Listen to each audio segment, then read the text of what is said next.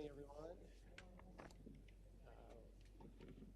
We'll call to order the March 20th, 2025 meeting of the Montgomery County Board of Commissioners. Seeing all three commissioners present, I will ask Mr. David Morgan to lead us in the Pledge of Allegiance.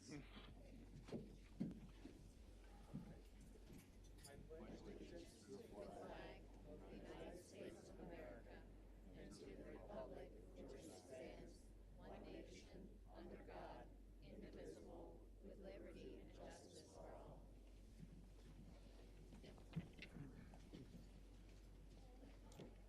Mr. Morgan, there's a lot of unfamiliar faces today, so I had to go on a familiar face. Thank you for leading us in that.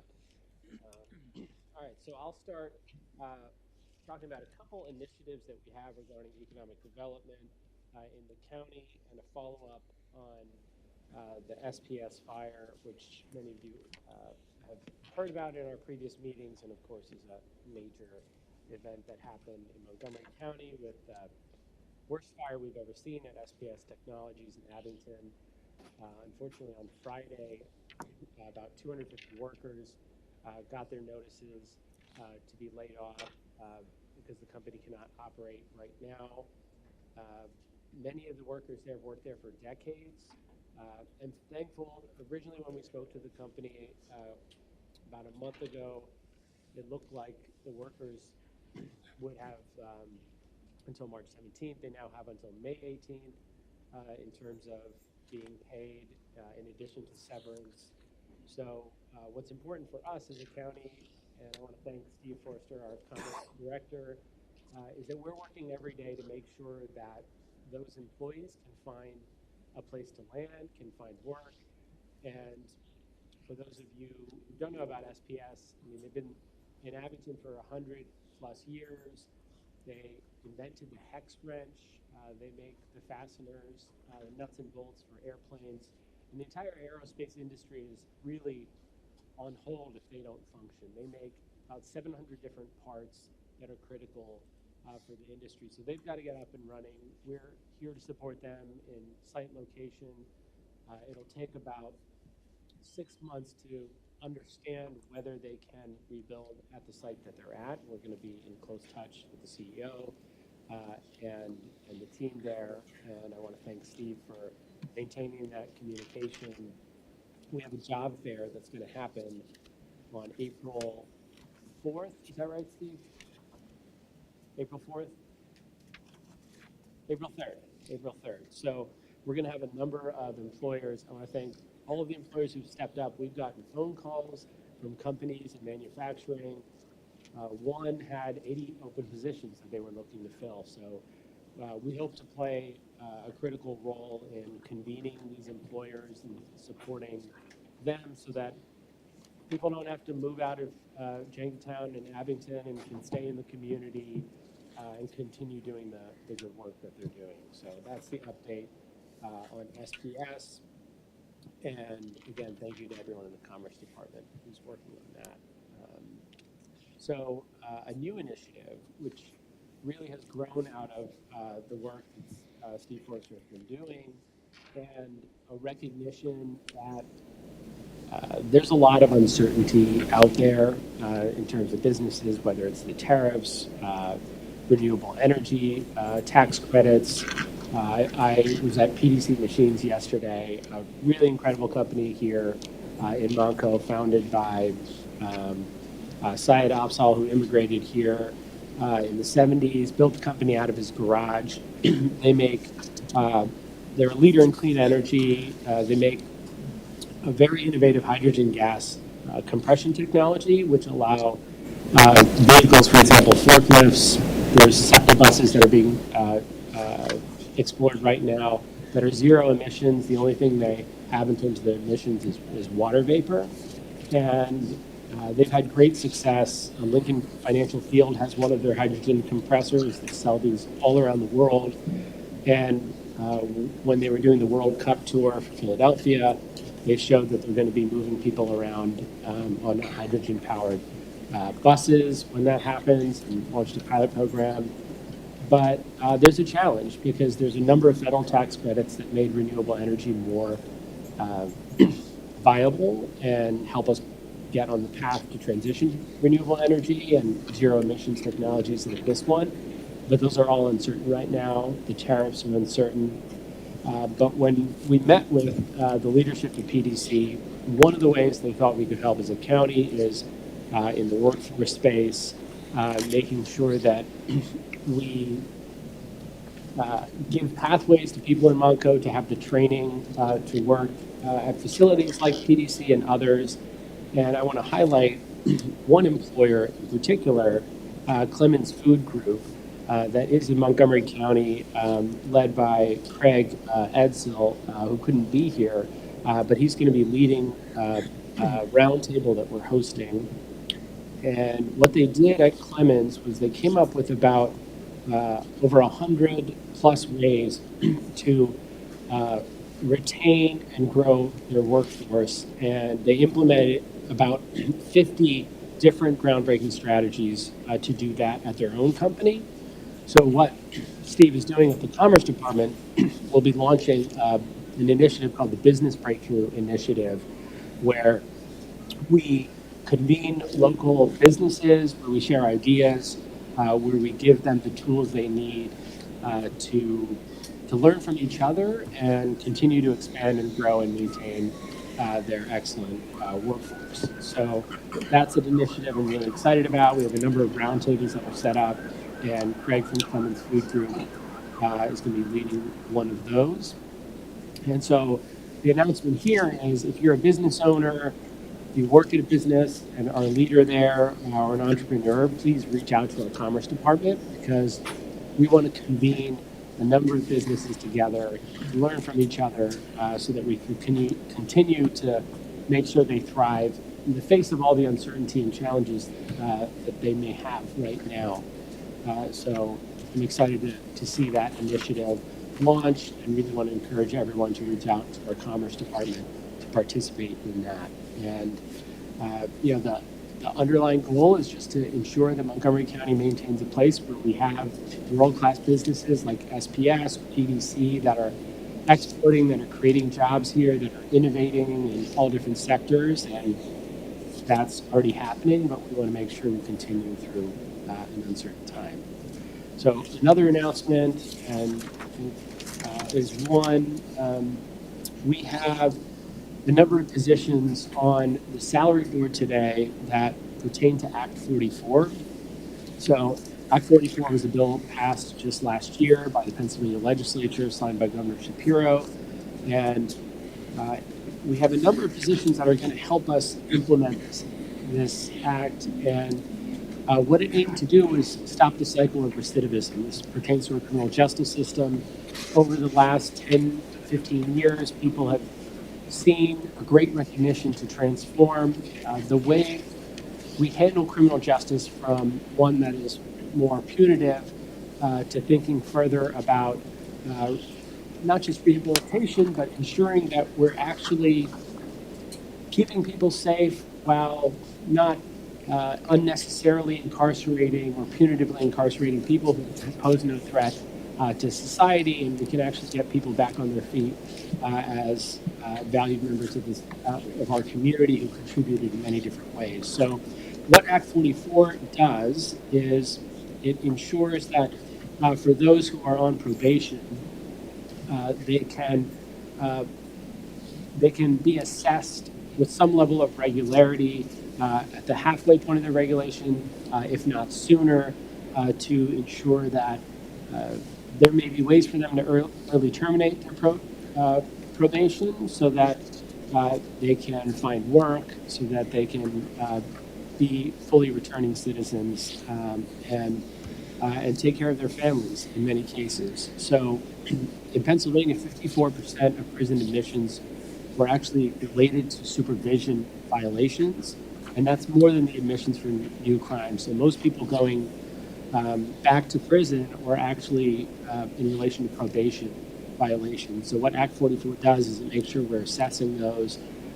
It makes the process more fair, and that all happened at the state level. So what's important for us at the county level is to ensure that we put in place the resources in the DA's office, in the courts, public defenders, so that they can assess those cases individually and make sure we're making the right decisions in terms of whether someone can come off of probation and whether they're eligible for that. So today we have a number of positions that will put us in compliance, help us comply with Act 44. And the one thing I would say is we are paying for those positions, right? They're coming out of the county budget. If there's a message that I would convey to the state is that it's going to be challenging for a number of counties across the Commonwealth to actually live up to the promise that they've enacted in Act 44. So my hope is that they would fund this. And so we are going to keep track of how much we're spending to ensure that we follow through with Act 44. And we'll convey that to our state legislative leaders, we'll convey it to the governor's office. And we hope that as they do multiple iterations and follow up on Act 44, perhaps they can help counties out in terms of the funding to make sure that this compliance happens. And on the whole, I think we all have a shared goal of getting more people the support that they need to be returning citizens, to contribute, to support their families, and certainly make accurate, individualized assessments as to whether someone should be incarcerated or not. And that's something that happens with the DA, with the public defender, and the courts. So on that note, I want to thank, I know, hopefully they're still watching, there's a number of 75 middle schoolers downstairs. Hopefully I didn't put them to sleep, but they're here visiting the district attorney's office. The detectives are putting through a very interesting crime scene situation. I think they already did that this morning or about to soon. And it's important for us, all three of us were just down there conveying that the kind of work that we do in public service, and I hope that they think about public service as they think about their futures. But I think it's a great program that the district attorney does to engage with young people, to tell them about the great work that is being done at the county. So I want to thank all of them and shout out to all the students at Haverford School who are here today. Finally, for my comments, I have a number of Way to Go winners who are members of our county employees and staff, or who are county employees and members of our staff that have been nominated to be recognized for the great work that they're doing. And I'll start with Heather Josie, who's an intake caseworker supervisor in the Office of Children and Youth. Heather, are you here today? She might be, okay, she couldn't make it. She's working very hard. Heather is a dedicated supervisor who empowers her staff to advocate for residents served by OCY. She leads with empathy and is an incredible positive asset to the team and the community. Thank you to Heather. We'd also like to thank Keith Richards from Public Property. Keith, are you here? Keith, thank you so much for all your work. You know what everyone's thinking. You can get his autograph after the meeting. Yes, that's right. So Keith, it's always great to see you. You know, and I see you most days, and you're always bringing, a friendly attitude. You bring joy, across everywhere you go. So thank you for your work in public property legislation. Thank you. Next up is Kelly Gale, our Deputy Director in Voter Services. Is Kelly here? Thank you, Kelly.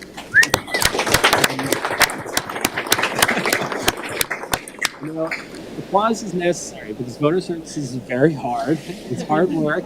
You get thousands of calls a day, and it's the one service where 600,000, 500,000 people are seeking to use the service of the county, half of them on one day, which is very challenging, and the other half in the month leading up to it. So, we're so glad to have your support, and on behalf of the 525,000 who voted, the highest number ever in Montgomery County, thank you for your service in voter services.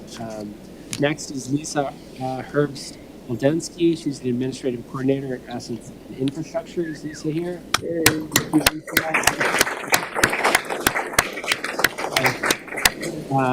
As her nominator said, Lisa is a kind, professional person who is dedicated to seeing all the work done from start to finish. She's a great team player who strives to stay organized with many projects and takes pride in her job. I know that one of the ways you do that is by using Airtable, with which I'm obsessed. For those of you who don't know, it's like Google spreadsheets on steroids. And no, I don't own stock in it, but I'm a big fan, and so is Lisa.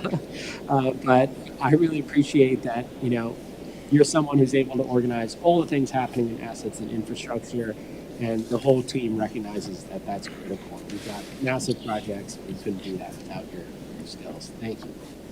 And then finally, we have Teresa Harris, who is our Public Health Communications Manager in the Office of Public Health. Is Teresa here? Thank you, Teresa. So Teresa's colleagues say it's impossible to fully state the impact that she has on her peers and the county's residents. Before moving over to HHS, a little over a year ago, Teresa spent many years here in the commissioner's office, actually with our comms team. And before that, she was a talented member of the sheriff's office. So she's been in the county for some time in a number of different roles, and it's incredibly important to have a talented communicator in the Office of Public Health, where we have to disseminate important information, whether it's outbreaks of disease or actions that really affect the public health of the entire community. Our county would not be in the same position without you, so thank you, Teresa.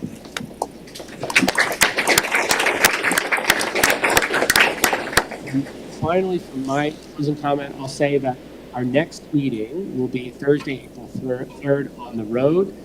It will be in Lower Marion Township at 75 East Lancaster Avenue in Ardmore, and that starts at 6 p.m. And it's really great to have our meetings on the road because more people are able to make it at that hour. I'm excited because, as we said, we had our meeting close to Limerick, which is where Commissioner DeBello lives, and we have our meetings every week close to where Commissioner Winder lives, and this is finally where I'm only 5 or 10 minutes from the meeting, so I'm very excited about that in my neighborhood. And in particular, we're going to share information on voter services. We've got an exciting grant to a local open space organization that is really important for the whole county and especially in Lower Marion. And we're going to talk a little bit about open space, trails, active transportation, and more at that meeting. So with that, I will turn it over to Commissioner Winder. But before we do, we should invite the Way to Go winners. Oh, right. Oh, we'll invite all the Way to Go winners up for a photo. So let's line up here. No, that's right. Thank you.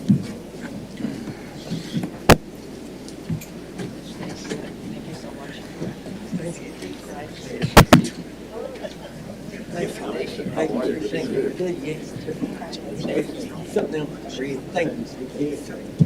Thank you. Thank you. Hi, Teresa. How are you? Yes, we'll stand in the middle. That's good. All right. Thank you. All right.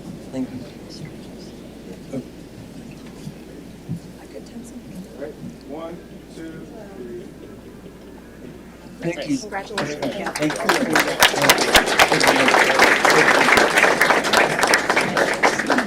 There you go. Thanks.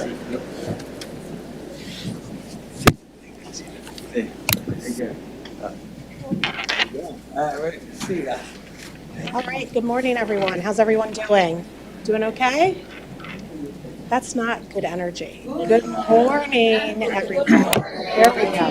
There we go. Thank you, Commissioner Makija, for your comments. And good morning again. So a couple things for me, so just bear with me this morning.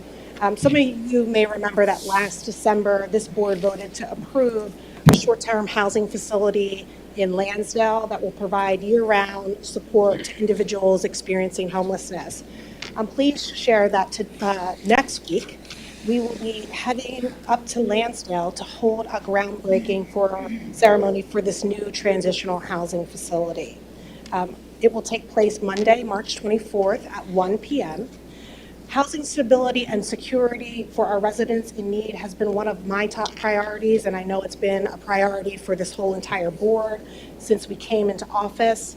I'm grateful to our partners in Lansdale Borough. I see BJ here. I know you will be there on Monday from the board, the Lansdale Borough Council, and Resources for Human Development, who will be our operator on this project, who has worked diligently to address this need in the community. We know that they're all deeply invested in doing the work that our community needs, and I want to applaud them for having the courage to stand up in this moment and ensure that we can lift up our most vulnerable friends and neighbors. So let's give Lansdale Borough a round of applause. This year-round shelter will support approximately 20 individuals at a time, and at full capacity, the shelter can reduce homelessness in Lansdale by as much as 75%. So this is a critical step in our efforts as a county to combat homelessness in Montgomery County. And this is just the beginning. I said that in December. We hope to have more shelter operations coming online in different parts of the county so that collectively we can all do our part in supporting our most vulnerable friends and neighbors. So again, thank you to Lansdale. I had the pleasure of meeting Ty Michelle Spence when I was first running for office through her aunt, Deborah Spence. And I wanted to take a moment during Women's History Month to introduce everyone to Ty. She's an inspiring young woman who recently published an autobiography this year that was sold on Amazon, right? And you were one of the number two bestseller list. Yes.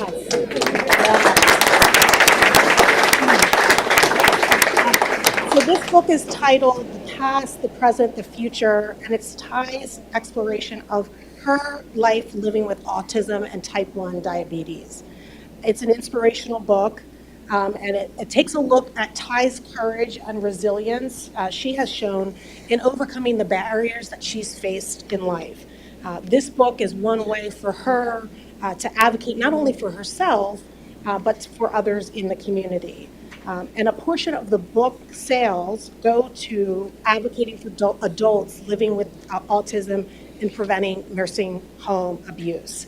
And we're a little pressed for time, so I won't read a chapter. I was going to do that, but I want to invite Ty up to autograph a couple books for us, if you can. So come on up, Ty.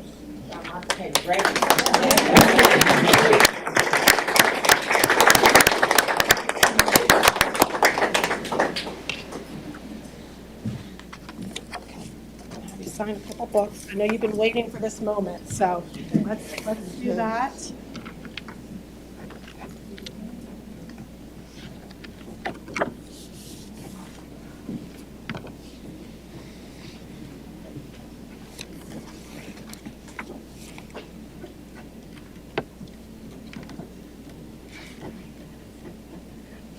We'll have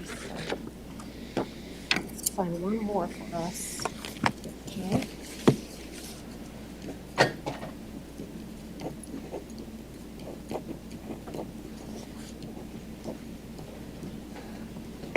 All right, we've got 3 books signed by our author, Ty.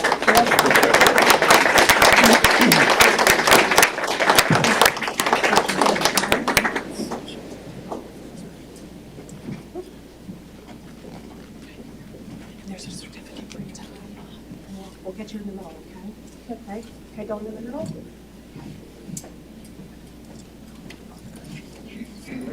Yeah.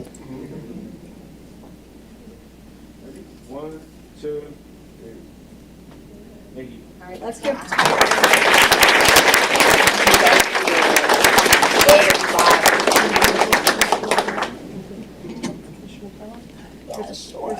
sign right for Ty. Can't wait to read it. And then, okay, thanks, Ty, for being here. All right? Let's go.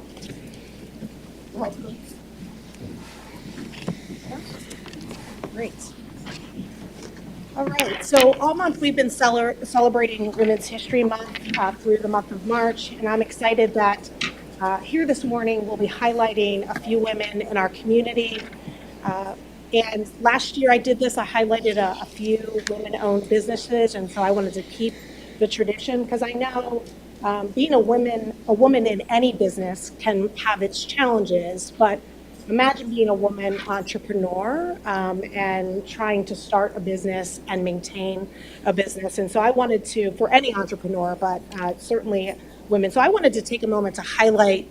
We've got amazing businesses throughout Montgomery County, but I wanted to highlight a few women that I've had the pleasure of getting to know, some relationships that I've had for a long time, some relationships that are new. So I'm going to celebrate a few women today. So Angela Barahona is the owner of Venga Puez Colombian Cafe just up the road in Norristown. Are you here? I didn't get to, she's not here? Okay. So let me just tell you a little bit about her cafe. I'll be going there tomorrow. This Columbia Cafe is one of the world's greatest coffee hotbeds.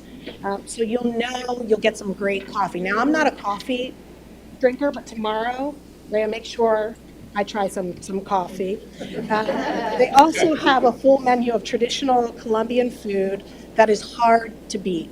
So if you're traveling between Norristown and Trooper, I would highly recommend it. And the cafe is right next to the entrance of the Jeffersonville Golf Club. So I want to thank Angela and her team, and I look forward to meeting them tomorrow. So Tara Torrance, she's taking, I'm going to have you stand.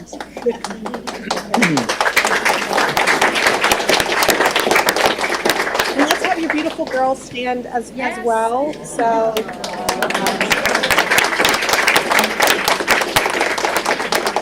anyone heard of the Biscuit Lady? Anyone? By show of hands? Okay. If you haven't, this is the Biscuit Lady, right? Tara. So if you haven't had the chance to stop by the Biscuit Lady, I was there on Saturday, incognito, in a sweatshirt and sweatpants, getting a biscuit sandwich for my husband. But it's right down the road in Plymouth Meeting. It's at Plymouth Road and Butler Pike. But your story in terms of how the Biscuit Lady came to fruition, and the fact that you have two beautiful young girls, that they can see their mother and all the possibilities for when they grow up. I want to commend you for your work with the Biscuit Lady, and I want to invite everyone to leave here and go to the Biscuit Lady and have a great biscuit. So thank you for being here. Thank you so much. So while we're on a roll and we're talking about biscuits, we might as well talk about chocolate. So we have Connie Lawson. Connie, can you please stand for me?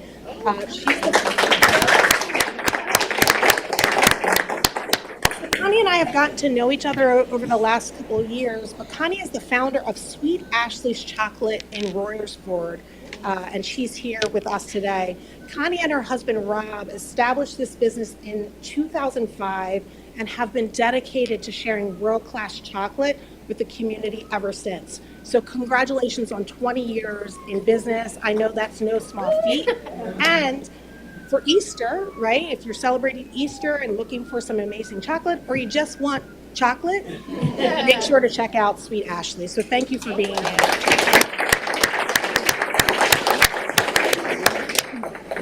Next up is Kristen Perez. Stand up, Kristen. So Kristen and I went to Norristown together, and we've had the pleasure of knowing each other for almost 4 decades.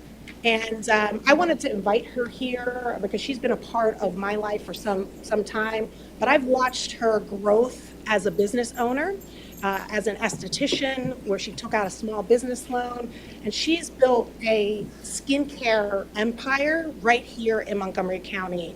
And so she owns Hush Aesthetics in Collegeville, but also has had multiple locations around the region. And she also has a skincare line called Croya. I use it for my skin. Just, honored to know you. And I have seen the struggles firsthand that she's gone through to continue to build her business. So I wanted to honor and recognize you and the work that you've done in our community. So thank you, Kristen.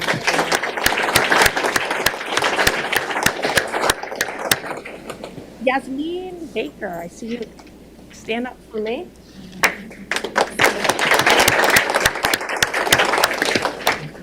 Sophia, is that how you? Sophia. So Yasmin is also a product of Norristown Area Public Schools. And there's a hair salon on the corner right when you come before the courthouse. And I oftentimes would walk past there and I realized it was Yasmin who I went to Norristown with. And you've been in that building for how long? 12 years. 12 years.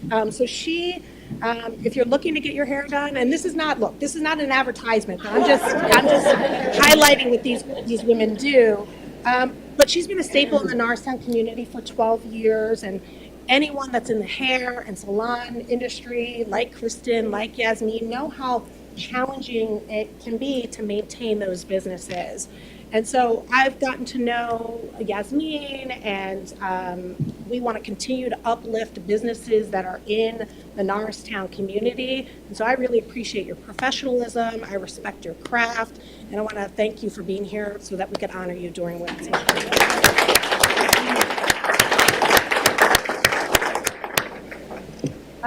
Addie from Dianu.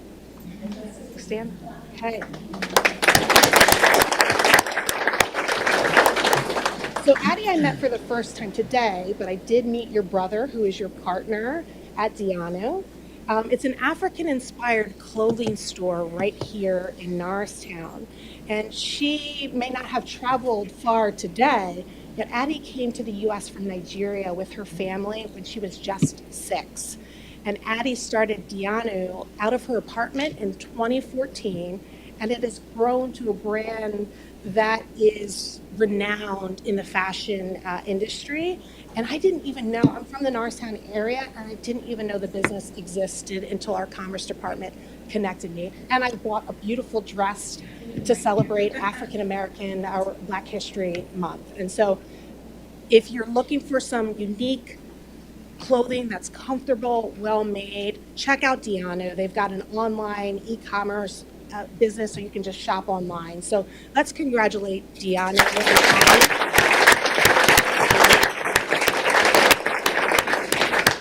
And last but not least, but much like Connie, when I was running for office, I met Deb Spence from the Pottstown area, and I wanted to take a minute to recognize Deb Spence, who has become a go-to real estate broker in this area with her company, Fierce Realty.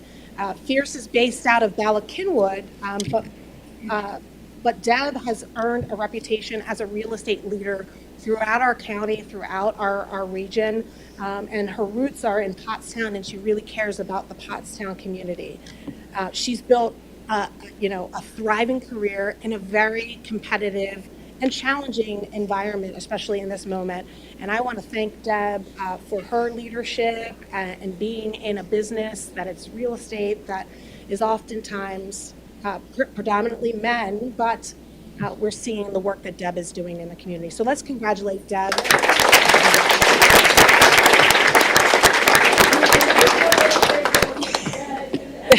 So I'm gonna invite all the women that we just honored, and there's so many more businesses out there, so we're gonna keep this tradition. Let's invite them up for a picture.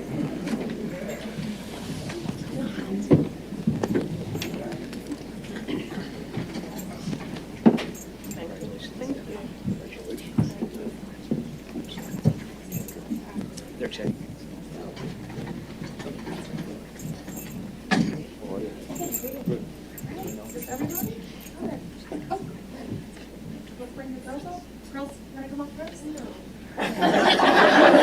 They say no.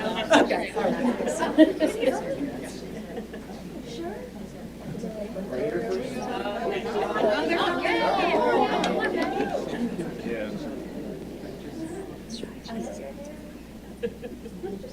You wore that beautiful dress. We gotta take a picture.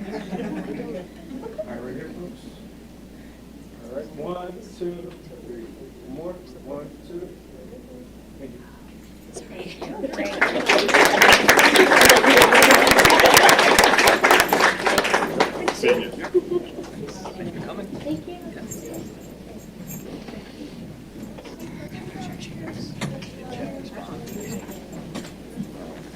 A couple more.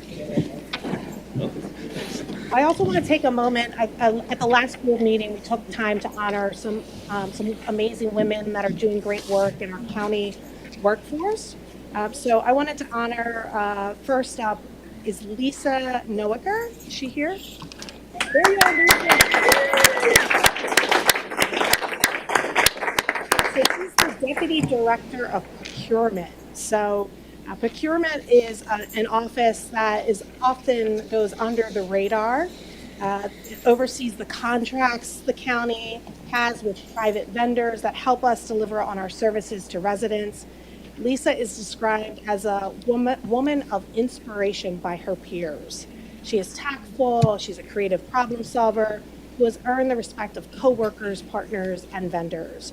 Her leadership inspires strength, confidence, and resilience in her team, and she sets an example of professionalism and integrity, which you need in that office, in any office, but especially in that one, for the entire procurement office. Lisa, I want to thank you for your leadership. How long have you been with the county? 35 years. So we want to give you your flowers. Thank you for your leadership and thank you for your service to Montgomery County. So let's give her a round of applause.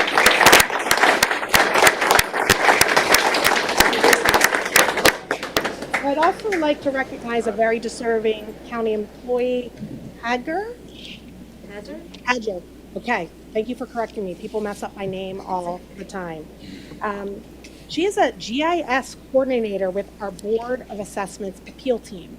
For anyone who doesn't know, this is the team that values and assesses all real estate in the county, municipal and school tax purposes. You might think that isn't a popular team with our residents, but I actually received a handwritten letter from a resident commending you on the tremendous customer service during tax season last year. So I'm going to read just a little bit of this. This letter is not about what she did, but rather how she did it. She listened carefully, she showed patience, and she gave us guidance for the next steps. This is to ensure that our submissions would be in compliance. Our work with her took place over several months by email and by telephone, extending into the heart of tax season. And so I'm going to make sure you get a copy of this letter. Did you receive this letter? You haven't? Did you receive a personal thank you? It's from, let's see, Shirley Dennis. Do you remember them? Well, I'm going to make sure you. It's okay if you do. I'll make sure you have this, but because it's really a thoughtful letter that speaks to the work that you do with our Board of Assessment. So I want to congratulate you and honor you for Women's History Month. So let's give her a round of applause. I'm going to invite you both up for a picture.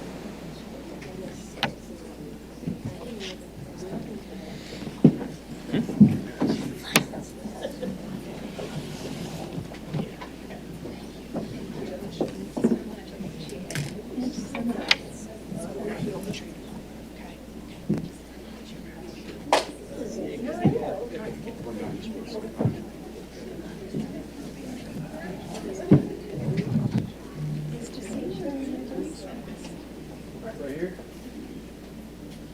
One, two. Thank you. One more. Oh, sorry. Thank you. Congrats again. Thank you very much. All right, I'm almost done, I promise.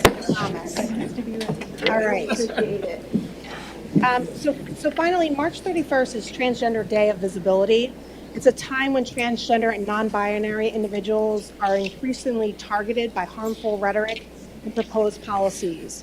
I just want to make it clear, I say this all the time, discrimination, harassment, and exclusion have no place in Montgomery County, no matter who you are. We will continue to work to protect all residents of this great county, including transgender residents and others from the LGBTQIA+ community, from hateful and ignorant attacks, discrimination policies on a federal level, and other actions that hurt some of the most vulnerable people in our community. So I want to invite Beth Is Beth here? Yes. Beth up to talk a little bit about the importance of this day. So Beth, you can stand right there. So Beth is on our, no, it's okay. It's okay. You can, that's all right. No, no. Just push me. And then there's a mic, yeah, so everybody can hear you. So Oh, all Beth, right. before you get So started, sorry. so Beth is one of, I believe, we have 20 people on our commission for LGBTQ plus affairs. And so Beth, I want to thank you for stepping up to be a Thank part you of for the pushing new me in the right commission that's just starting to meet and starting to think about the work. I wanted you to just take a couple minutes to talk about the importance of this day. Thank you so much, Vice Chair Winder, and for the whole commission, and it's nice to see a whole room full of people from Montgomery County. My name is Reverend Beth Eustace. I'm the pastor at St. James United Church of Christ in Limerick, and I am also the mother of an out and proud gay man, and I'm very pleased and proud to be selected to be on the Commission of LGBTQIA Affairs. And I would like to read our official statement condemning recent activity targeting the transgender community. At a time when transgender and non-binary individuals are increasingly targeted by harmful rhetoric and proposed policies, we stand firm in our unwavering dedication to ensuring the rights, dignity, and well-being of all members of the LGBTQIA community. Discrimination, harassment, and exclusion have no place in Montgomery County. As a commission, we will actively work to promote equity, advocate for inclusive policies, and create opportunities for education, dialogue, and community building. We are driven to be an effective representation in the county of our community. Transgender people have always and will always be a part of the makeup of our county and Commonwealth. Words on paper, even if that paper comes from the highest office in the federal government, will never change that. Commission Chair Morgan Selkirk stated, as a commission, we condemn these hateful and ignorant attacks on some of the most vulnerable people in our community. We thank our county commissioners for standing by the LGBTQIA plus community as we navigate through this barrage. Our newly formed commission promises to be a resource to the county in many ways and are actively organizing our next steps now. Vice Chair Keith Willard added, our commission will collaborate with elected leaders, organizations, and residents to foster an environment where everyone in our community can live authentically without fear. We are committed to do our part to help make Montgomery County a model for diversity, equity, and inclusion in the Commonwealth. Together with your support, we will ensure that Montgomery County is a safe, affirming, and welcoming home for all. Thank you.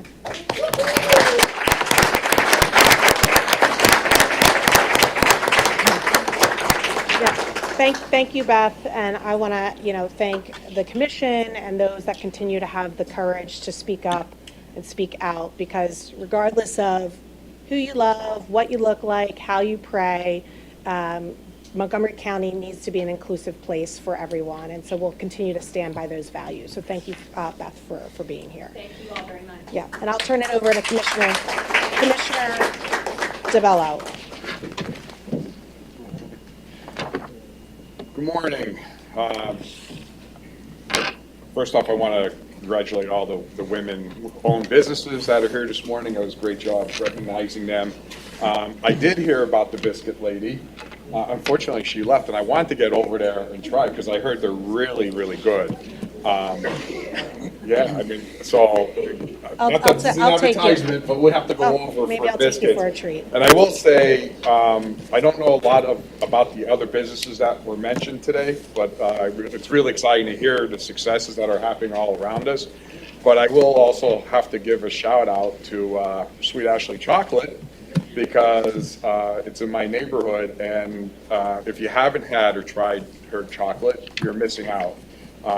So if you're ever up in the Limerick area, I mean, she's right off of 422, and take the opportunity to go in, and she has a wide variety of nice, very healthy, because her chocolate is healthy, healthy treats. With Easter right around the corner, I'm sure she'll be more than happy to you know, give you all of your Easter basket little treats. So that's really exciting as well.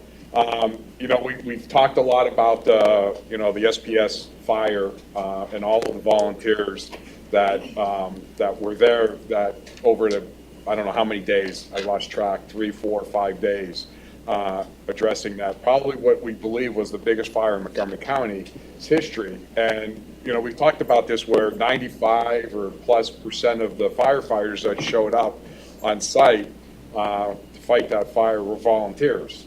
And one of the things that we did last year as county commissioners, we did a tax rebate for our volunteer firefighters in EMS. And this was the first year of implementation. And I had the opportunity to attend the fire chiefs, the volunteer fire chiefs meeting the other night.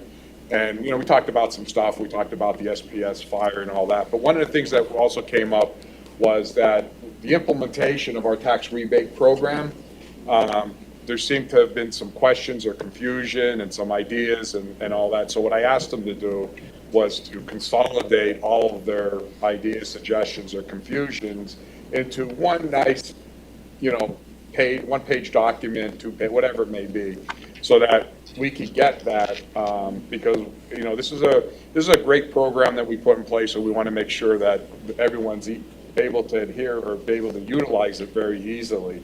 So we'll probably be getting that in the near future. So we'll have to take a look at it and see what adjustments, and maybe some stuff will just be providing some clarity around what we needed from a tax rebate standpoint.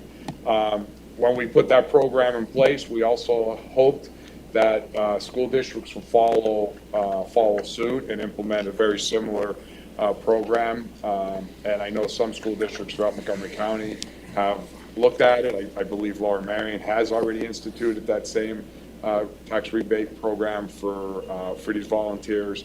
And when you show up and see this fire and see how hard that they were working and how dedicated they are, it's the least we can do to pay back to the volunteers that are out there keeping us safe every day.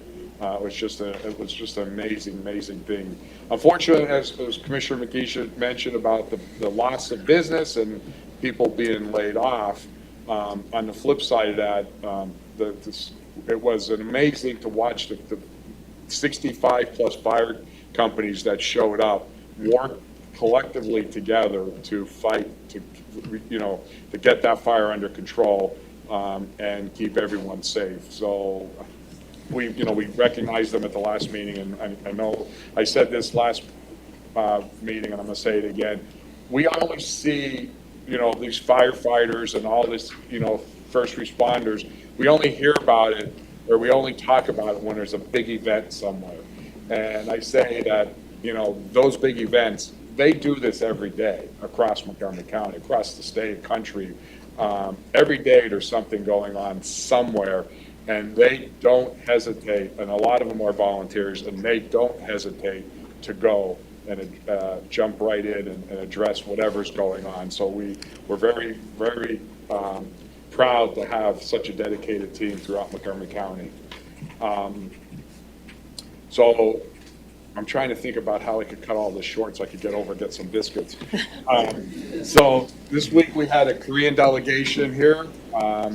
They're brought in by, all was arranged by Master Yang. If you don't know who Master Yang is, he lives over in the Lansdale area. He has a martial arts school, but he is very, very dedicated to the Korean community and working extremely hard to help promote and help the Korean community advance here in Montgomery County. And it's always an honor to be around him because his energy is unbelievable. And his dedication to the Korean community and beyond is just something. So he worked hard to bring his Korean business leaders here this week. They were all over Pennsylvania and down into Washington. They had meetings and events set up every day. They came here on Tuesday, and we had the opportunity to have lunch with them, and the Sheriff Kilkenny spent the lunch going over and explaining the Sheriff's Department and what what they're responsible for, and talked about some of the amazing things that they do within the Sheriff's Department. After having lunch, we walked across the street to the courthouse, and we went up and we visited President Judge Carolyn Coluccio, and she explained, a lot of the inner workings of the courthouse and the judicial system, and different levels of judges, and and the different aspects of the courts. So she did an amazing job. And then while we were there, we then went down and went into a couple courtrooms to see some cases underway. And it was funny because they wanted to take pictures, and we said, no, you can't, no pictures in here. But they were, so it was really something. And then we came back here and we had a nice presentation, Commissioner Matija and that. We presented them with a proclamation. We talked with them and talked a little bit about county commissioners.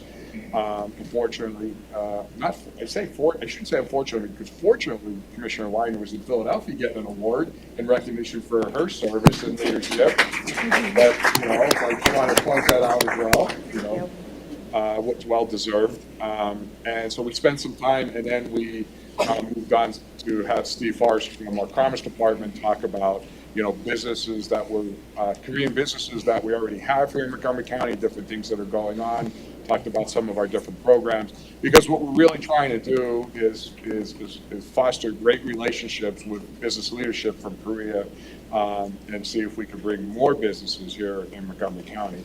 So it was a great afternoon, and I believe that the takeaway was they were very excited, and I look forward to seeing what's ahead with our relationships with the Korean business leaders. So fingers crossed, we're able to bring some additional businesses here into Montgomery County.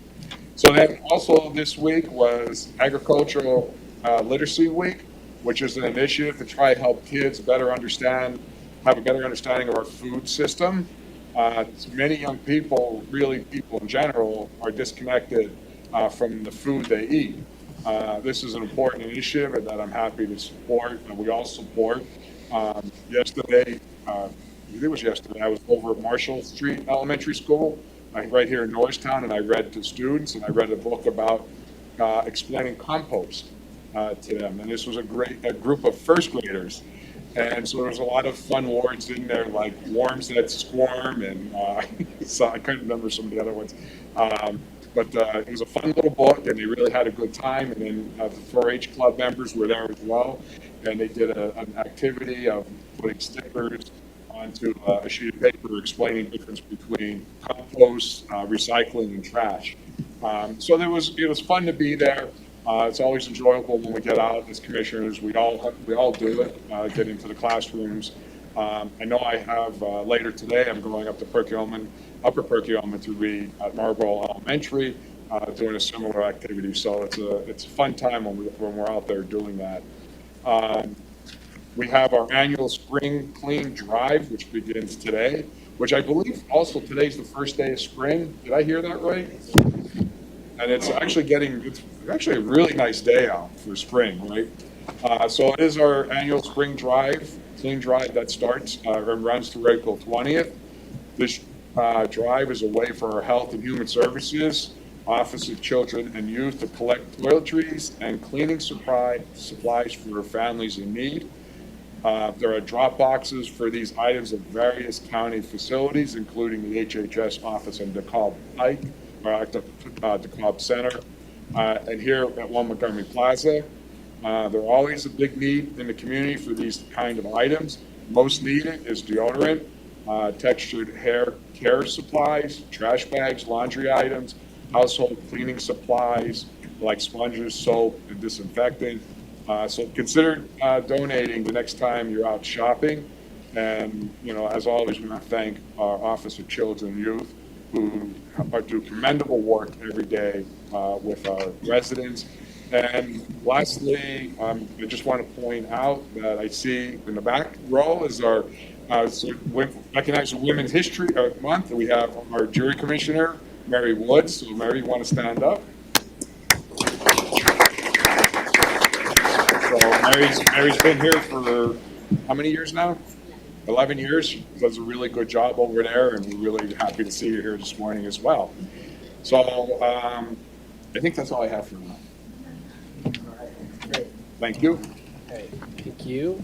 And yes, congrats to everyone who's recognized for Women's History Month. That was really well done and inspiring to hear about all the entrepreneurs that we have in the audience today. And of course, there are many, many more that we hope to highlight.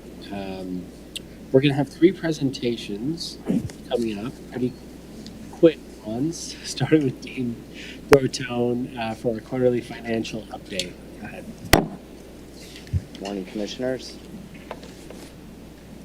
Before I get started, I'll just a couple comments on the tax rebate program for the volunteers. So we've received over 1,100 applications. The deadline's this Friday, so volunteers still have the opportunity to apply through the portal, and that date has been extended a few times. So once all the applications are received, we'll begin processing those tax rebates. Will get out on the streets. Great. So real quick, before I get into the presentation, I did want to give the board an update on where we are with 2024 before we talk about the preliminary numbers. So, you know, this is an unusual time of the year for us. We're crossing calendar years, and, you know, we're on a calendar year budget. So the organization's closing out the prior year, and, you know, we've opened up the current year, 25. So we do a lot of accounting work with the controller's office and the rest of the organization to ensure that our books are properly reflected in terms of revenues and expense. That's ongoing. So the numbers I'm going to talk to you about today are preliminary numbers. They will change. There could be adjustments as we go through the audit process. Typically, you know, we will spend the next couple months finishing things up internally, and then our external auditors come in, complete their work, and our target date is to have our comprehensive annual financial report out the door and posted up on June 30th. That meets many of our requirements that we have within the organization. Next slide, please. So I'm going to talk about where we are for 24 at the moment. As I said, these are preliminary numbers.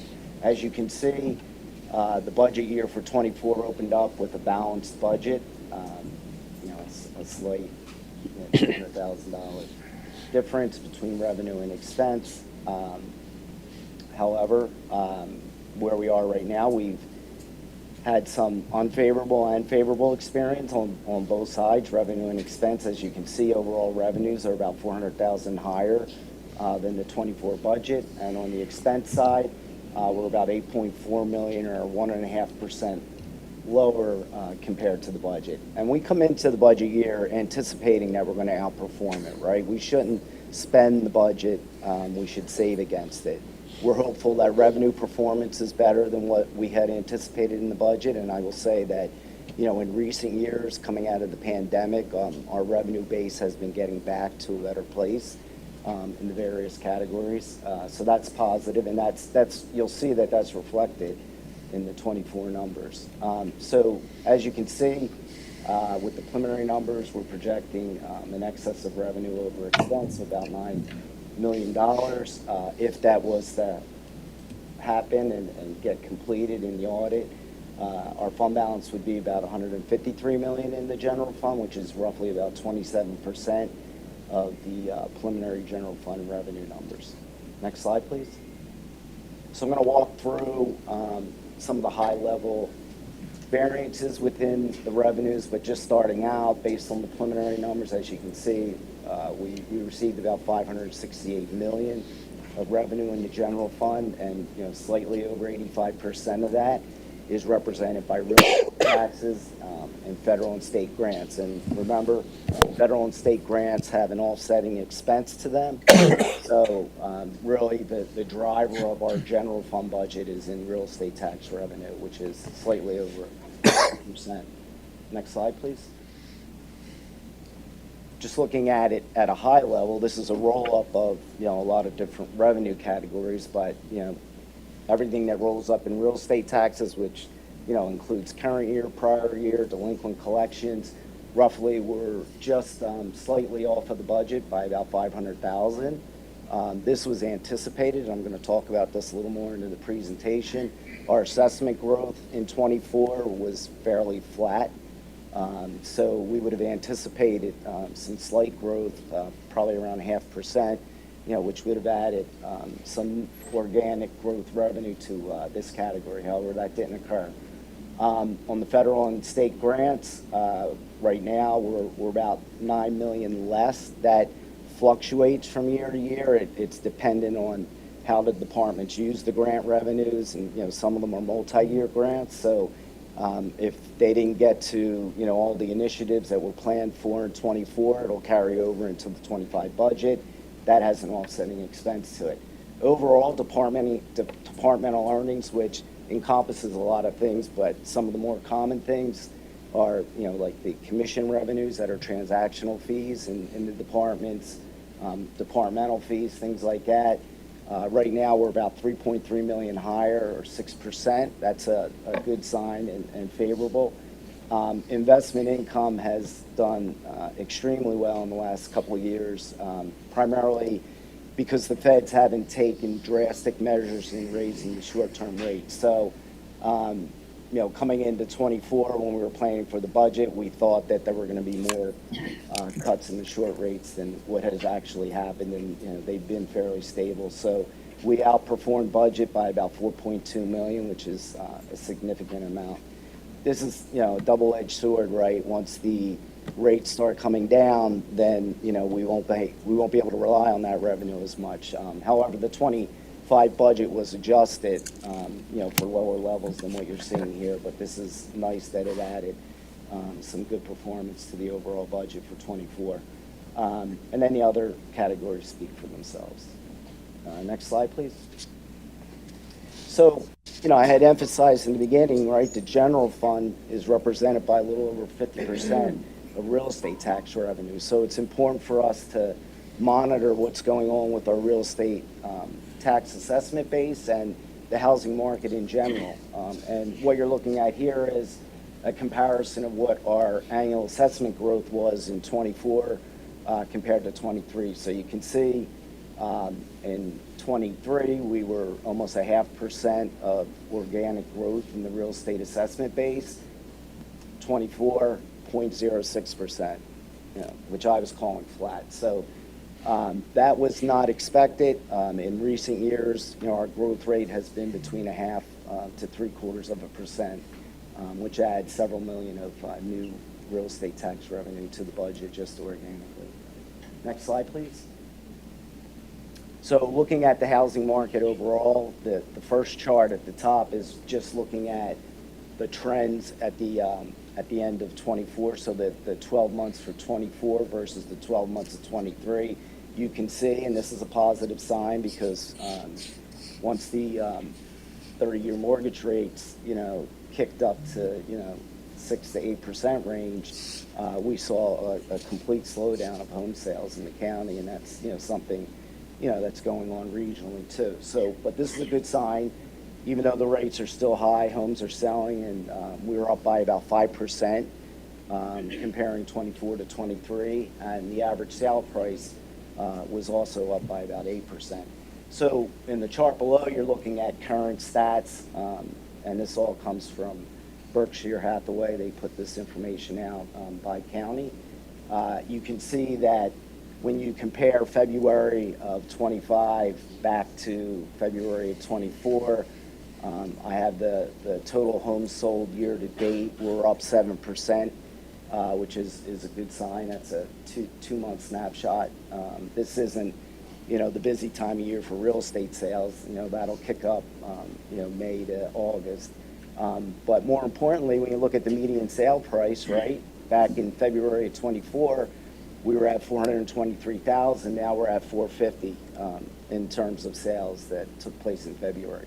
So it's up about 6%, which is a good sign. Next slide, please. So turning back to the revenues, some of the major revenue variances, as I mentioned, investment income was up significantly, pretty much tied to the federal short-term interest rates. They remained stable.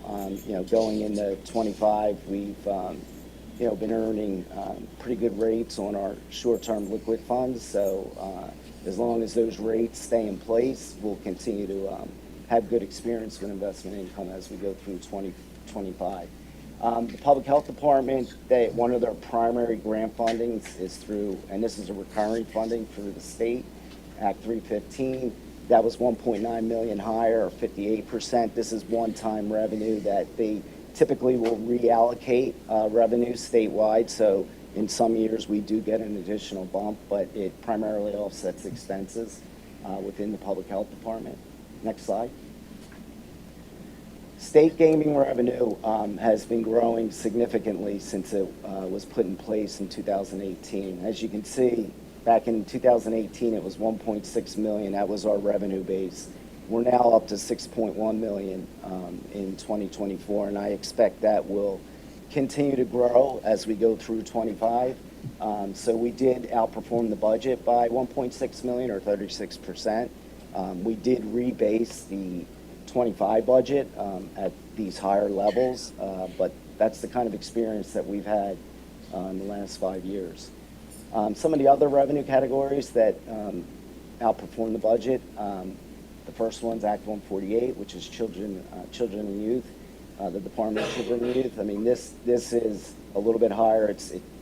It's based on the service levels, which have increased, so it does have expense that offsets it. Departmental commissions across the board in the row offices and so forth were about $716,000 higher. The state offender supervision fees, which come down through the state, is roughly about $500,000 higher than what we had anticipated in the budget.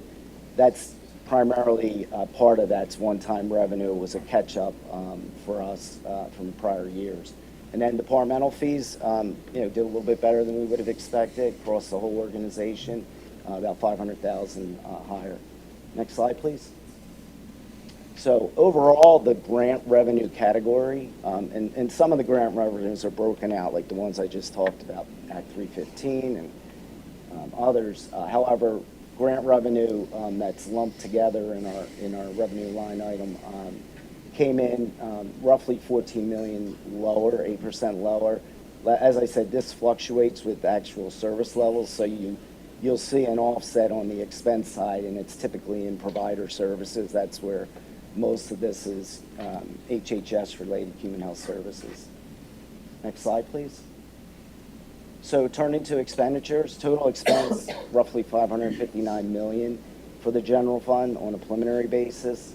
What you're looking at here is how we spent the money by functional area, and you can see Health and Human Services 37%. That's primarily the grant funding that you see in the general fund is funding most of this operation. I will note on here, you see debt service at 11.4%, and we've been in that range of, I'd say, 10 to 12% of the overall general fund expenses for debt service. So we've been managing our debt service well as we, go through our 5-year capital plans every year and update them. And this is one area that's been noted by Moody's in our credit reviews that compared to others, we're on the lower side in terms of the overall budget or overall actual expense of the general fund. So, Quick question, does judicial include defender and DA? Is that within judicial? yeah, that's in the judicial. Yes. Okay, next slide, please. So actual expenses, as I said, I started with, were about 8.4 million, or 1.5% lower than the budget. We have embedded in the 24 budget an $8 million negative appropriation. So this is what we plan for each year, and we have to achieve, right? This is budgetary savings that have to happen. So that is a number that's adjusted each year depending on, what is going on with our budget. Going into the 24 budget, we were still dealing with vacancies, higher vacancy rates across the organization. So this number's not that high in the 25 budget, but, and vacancy rates have come down significantly. But I will say, when you look at overall personnel actual costs, expenditures for '24, we were about 6.9 million higher, so it offsets this, right? And a lot of it came from things that, weren't totally expected, like our medical and dental health insurance costs were, double digits higher than what we would have anticipated, and many of our peer counties experienced the same thing because of things that are going on in that industry, inflationary workforce type of costs that have funneled through, and the use of it. We had union contract settlement costs that were not included in the '24 budget, some that went retro back to 2023 that were paid out in 2024. So that was, and that's typically, we do not budget for those types of things if we're in negotiation. And there were new positions added, some that, were spoken to earlier today. We were doing a similar, type of thing back in '24. So we added positions in the public defender's office, adult probation, and other departments that were not included in the budget and are wrapped into this number that you see on the screen. Next slide, please. So some of the major expenditure variances, as I said, with the grant revenue down by whatever it was, 15 million, 14 million, you see provider services, are down by 13.6 million, right? So they're lower in the budget, and that's relating to most of that grant revenue. It's a direct offset. Contracted services is 3 million or 10% lower. Again, there's grant funding that funds a lot of this. It's not only grant funded expenses and contracted services, but there are many of the areas that are grant funded. This isn't really a good point, but it is what it is. Training and staff development organization wide, we were lower by budget, by almost $1 million. And, a lot of this has to do with, the timing of the departments, if they can get to all the training, I'll use IT as an example. They go through, many certifications and they plan for heavy training, but, with turnover and new employees, they may not typically get to it. So we wouldn't expect this to be that high of a number in a normal year. Next slide, please. And these are just, other areas across the general fund budget where there's favorable and unfavorable experience, right? Materials and supplies, minor equipment, mass transportation is our contribution to SEPTA, prosecution expense and equipment maintenance. They were all down versus budget for various reasons. Equipment and maintenance could be a maintenance agreement or time and materials, and maybe we didn't have to use it as much. So to my point about we save against the budget, and we should, these are some of the reasons why. And then there's other categories where we were higher. Home care providers was about $1.5 million higher. That's the programs that help feed those in need out in the community that qualify for this type of program, like Meals on Wheels and things like that. And the others speak for themselves. Next slide, please. So looking forward, we are in an unusual time right now, and I say cautiously optimistic in the short term. There's some things that are real pressure points for us, the economy being the first. If there's, a downturn in the economy and this housing market doesn't get to the place it was 3 years ago for us, that would impact us in various ways in the real estate tax revenue and our assessment base. I had mentioned, short-term rates and how that benefits us with investment income. We're closely monitoring what the feds are doing, and we do expect cuts. Hopefully they're, not that aggressive through the end of the year, and then we'll, rebase our budget based on that.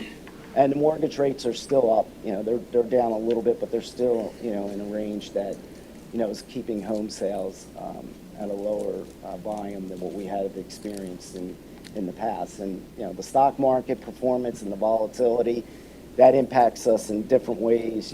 Our pension fund is mostly invested in stocks and bonds, and, the county does contribute to the pension plan. Over $30 million is in the budget for that. So volatility in the stock market, negative volatility doesn't help us. So we need to keep a close eye on that. And the more obvious is the political uncertainty at the federal and state level. I mean, we are heavily grant funded in our major operations, as you could see from the numbers. So, we're paying really close attention to what's going on. Our committed federal or state funding that's already embedded in our 25 budget to ensure that, it's going to continue and we're going to be able to complete some of the things that, are already underway, and whether it's capital projects or just our normal, operations that are grant funded. Next slide, please. So we've already begun planning for 2026, and that's typical for us at this time of the year. First off, we're actively monitoring the 25 budget and planning for 26 at the same time.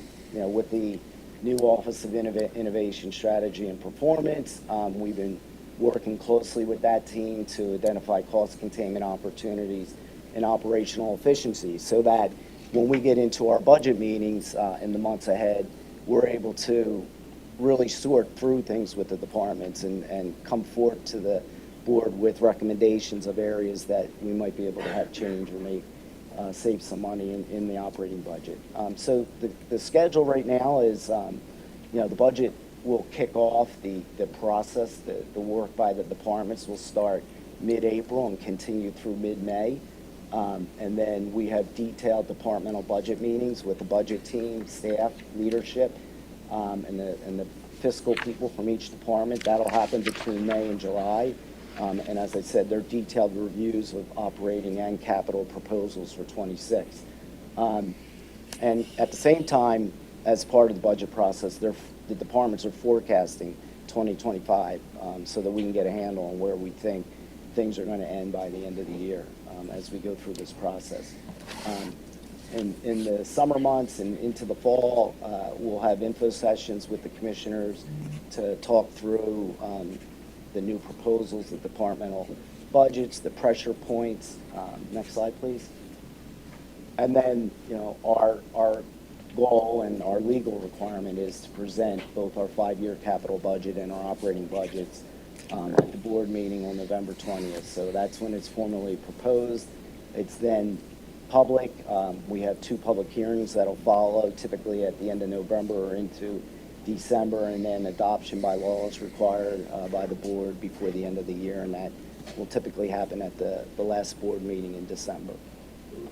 Next slide. Thank you. That's all I have. Thank you. Appreciate it. Any questions? So I have a quick question. So with all those numbers, what is the projected surplus or deficit from the 2024? It's $9 million based on those preliminary numbers. Roughly $9 million. Yep. $9 million surplus. Surplus. Right. So, and how are we, I know it's only the first quarter, but how are we tracking to budget year-to-date and first quarter as of now, roughly? Yeah, so it's earlier in the year, and I'm going to do a quarterly update once we close out March. So on the revenue side, real estate tax bills go out, and they're out on the streets now, typically February. Right. We see the majority of that, or a good portion of that, come in by the end of the discount period, which would be somewhere around April 1st. So I would say from the perspective of that major revenue, I wouldn't expect anything unusual. Our collection rates are very strong. The assessment base through February is growing in a positive way. It's trending more like the years prior to 24. So if that continues, then I would expect we'll probably hit, that 0.5% natural growth rate, unless something unusual comes up. On the expense side, things have been trending that are in line with the budget, nothing alarming to us. We're going to go out to market on a bond issue, as you know. That's scheduled in the next few weeks. The market's pricing the way we had anticipated coming into the 25 budget year. So, obviously we had to project what we thought the interest on that bond issue would be in the 25 budget. So I would expect that that should be in line with what's in there. And, you know, personnel, we are filling positions. We do have funding embedded in the budget to do that. And, you know, we're at the same time evaluating vacant positions as we're talking with the departments and going through some of these things that I talked about with the Innovations Office. Yeah, because watching the bond market, I was going to ask that question, that I know we're going out to the bond in the next couple of weeks, but watching the bond market, we should come in, pretty confident we should come in about what we're projecting, I think, at this point. I'm hopeful. I'm hopeful nothing changes, you know, between today and Well, when we get to market, and I don't That's all, anticipate. I mean, there doesn't look like anything that's going to be Yeah, changed. yeah, you just never know. I'll give you an example. You know, I was on a bond issue back in 2008, and it was the fall, and it was when, you know, the recession hit, and I was at Lower Merion at the time, and we went to market on a new money bond issue, and it was when the financial markets collapsed, the day we went to market, and we got no bids, and then we finally got one offer, and, you know, we kind of looked at each other and all said, well, what is the market? You know, do we accept this? And, you know, what do we do? We need the money for the capital plan. But, and that was an unusual. That's unusual. That's unusual, but, Right. no, I think we should be in line with what we had projected. Yeah, because this, you know, and you and I have talked about this, I mean, as we're preparing, going into the 2026 budget, we know we have the 16 million that we borrowed, or we utilized that of the fund balance last year to put into the 2025 budget. So that's 16 million that we need to make up in the 2026 budget. We know that we'll see about a 3 to 4% organic growth in expenses, which is roughly $24 million on our operational budget, right? Mm-hmm. So, and that puts us at $40 million. And if we follow the same over the, you know, next year when we go to, you know, for the cap projects, if we go to bond market again next year for roughly the same 150 million or so, that's going to potentially have a $2 to $3 million change to our annual debt service. So we know that we're starting 2026 with a $40 to $45 million deficit that we have to work through. So that's why this is, you know, a lot of stuff that you're presenting today, and that $9 million surplus from 2024 and tracking in 2025, you know, we know that, you know, there's some serious decisions, there's things that we're going to have to look at very closely, you know, especially with our new innovation team, looking at a lot of the projects and initiatives and that. But, you know, $45 million deficit, it's something that we really have to chip away at quickly. Yeah, and as I said earlier, we're hopeful that we'll outperform the 25 budget. So, you know, we did on a budget basis close the gap with the use of assigned and unassigned fund balance. Yeah. But, you know, hopefully we'll end in a positive way, and that won't have to be utilized. But you're right, and that's what we're doing. We're, you know, looking at operations very closely at the moment. And, you know, hopefully by the summer months, we're going to have, after we get through the initial phase of the budget meetings, we're going to have a better understanding, you know, where we're going in some of these areas that you're talking about. Yep. Okay, thank you.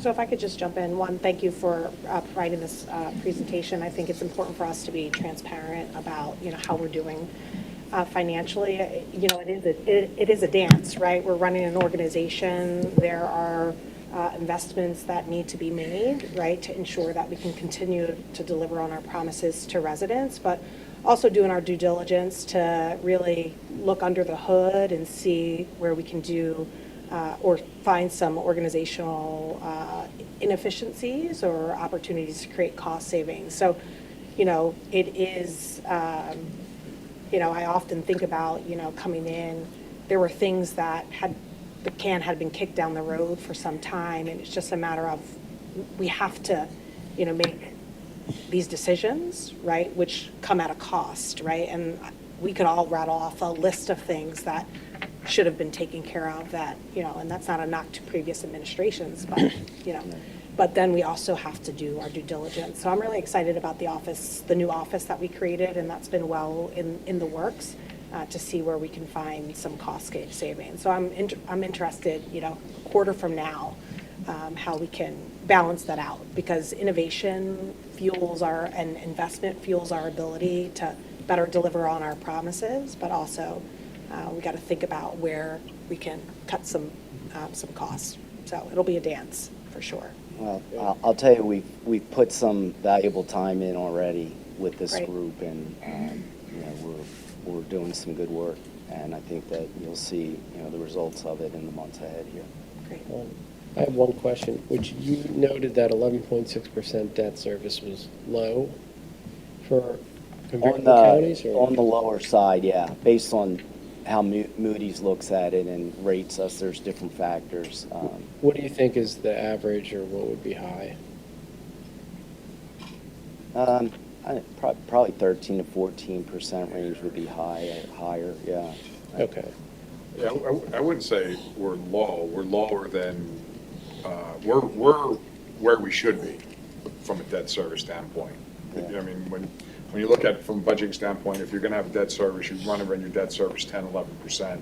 Anything over that, now you start to get into other budgetary issues or concerns. So we're projecting out where, if we're going to carry debt, 10, 11% is where we from a budgeting standpoint, it's a comfortable level, and that's why. Yeah, That's why Moody's looks at it favorable.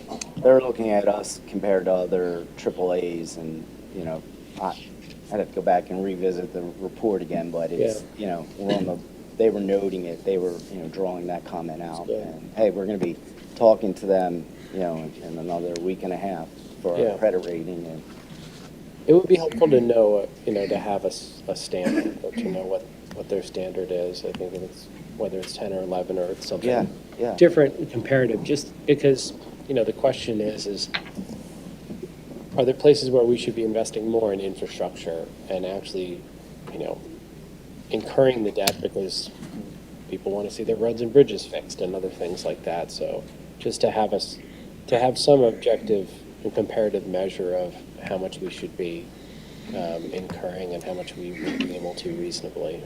yeah, I'll get the board more information. We're on this topic anyhow, right? We're going to market on the bond issue. We're going to hear from Moody's again. We're going to be presenting to them. We're going to get our credit opinion. But I'll get some info together for you. Mm-hmm. Got it. Thanks. I think we're good. Okay. Thank you. Thank you. Appreciate it. All right. Next up, we're going to hear from our coroner, Dr. Janine Darby.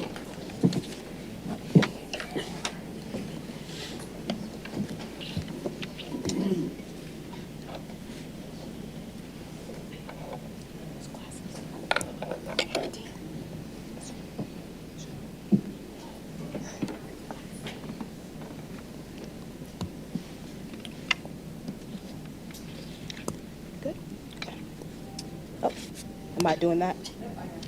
Oh. Yeah, thank you. All right. Thank you, good morning. Thank you, commissioners, for inviting me today to share just a brief snapshot of the important work happening at the Montgomery County Coroner's Office.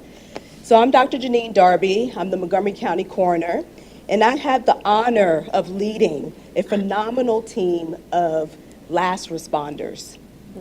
Yes, that's what we are called. Just as first responders are crucial at the beginning of any emergencies, we play a vital role in bringing closure and answers at the end. Next slide. Here's a photo of some of our dedicated team members. Our office is staffed with about 25 full-time and part-time professionals who are compassionate, caring, and committed to serving our community. Today we have our senior leadership here, our chief deputy, first deputy, office manager, and program director joining us here in this room today. So thank you all for being here as well. Next slide. The coroner's office primary mission is to investigate all sudden, unexplained, or suspicious deaths to determine the cause and manner of death. We also issue death certificates. That comes from our office. We positively identify all the decedents that come through our office as well. And we need to locate and notify those next of kin, and that's a very hard task at sometimes. Securing the decedent's property, and also we approve all cremations in the county. So if you didn't know that, it has to come through our office before anybody is cremated. Next slide. So we provide 24/7 service across all of Montgomery County, north, south, east, and west. We are covering all those square miles. So each year, there are approximately 8,000 deaths in Montgomery County. However, we don't handle every one of those deaths. Next slide. We service only the reportable deaths, only such as up here. We do any suspicious, unusual, questionable deaths, homicides, accidents, suicides, unidentifiable persons, and any death that happens in our public facilities. The correctional facilities, such as SEI Phoenix or our Montgomery County Correctional Facility, any deaths in that comes through our office. And also any psychiatric facilities, such as Norristown State Hospital. So we go on scenes, and we also investigate all of those as well. Next slide. So in 2024, 2,834 deaths were reported to our office based on those reportable death criteria. This number reflects a return to pre-pandemic levels. As you can see here, we're trending down. Of those reported deaths, 1,148 were full coroner cases, meaning we conducted further investigation, including autopsies when necessary. And then the remaining cases were referrals, which did not require additional examination. Next slide. As I shared prior, our mission is to determine the cause and manner of death of a decedent and help provide closure to their loved ones. So the cause of death refers to the specific medical reason a person has died. And then this is determined by our board-certified forensic pathologists based on investigation, autopsy findings, toxicology. And then sometimes if we're waiting for further testing, we do put the death certificate into a pending status until we know a little bit more information. So that's just a snapshot of the portion of the death certificate that our office will fill out. Next slide, thank you. The top 3 causes of death that we see in our office after investigation, autopsies, and things are cardiac-related conditions. As we all know, the #1 cause of death is heart disease in our nation. So not surprised there. #2 is falls, and #3 is drug-related deaths. Next slide. Something's missing, the circles are missing there, but I know. Oh, go back. Something's missing with the slide, but anyways, the manner of death is classifies the circumstance of how the death occurred. There are 5 manners of death. So accident, suicide, natural, homicide, and undetermined. And we put every single, we classify it in those 5 categories. Okay, next slide. So this shows a nice pie chart of our manner of deaths. So 50% were classified as natural, 38% were classified as accident, and 8% were classified as suicide. And then the other ones you see there are in smaller percentages there. So despite the difficult nature of our work, which is challenging and fulfilling at the same time and rewarding, there are moments of hope and generosity. So we partner with the Gift of Life donor program organization to facilitate organ and tissue donation, helping save lives while allowing families to create a meaningful legacy to their loved ones. So we're still awaiting the 2024 donation stats, but just wanted to show you the 2023 data, which provides insights into the impact of those life-saving efforts here. So as you can see in the 2023 data shows, we helped save lives with 86 organ transplants and enhanced lives with 403 tissue transplantation from 39 organ donors and 192 tissue donors respectively. Next slide. So next month is Donate Life Month. And this is our picture from last year. We were the first coroner office to raise a flag in our area. So we were very happy to do that. And Commissioner DeBello was in that picture there in the middle. So we are honoring donors and recipients next month with our Donate Life flag raising ceremony on April 2nd at 10:30 at the coroner's office, which is located in Eagleville, Pennsylvania. So we invite you all to attend with us. Additionally, you can go to the next slide. Additionally, we are excited to welcome the community to our spring open house on April 11th from 5 to 8 p.m. This is a great opportunity to tour our state-of-the-art facility, meet our team, and also learn a little bit more about what we do. Like I said, this was just a snapshot. I didn't want to bore you with all the other details. But, next slide. And this is, if you need to take a picture of this, please do. Take a screenshot. This is how you can contact us here. And also, please follow us on all our socials. We do provide updates of what's happening in the coroner's office, a lot of educational content so we can prevent those preventable deaths. And also our upcoming events for the community as well. So thank you again for having me today. I appreciate your time and support for the work we do at the Montgomery County Coroner's Office. Thank you so much. Thank you for your presentation. Any questions? I just have one quick question. Yes, sure. I was, when you had the three top deaths, I was actually surprised at falls. What really constitutes a death from fall?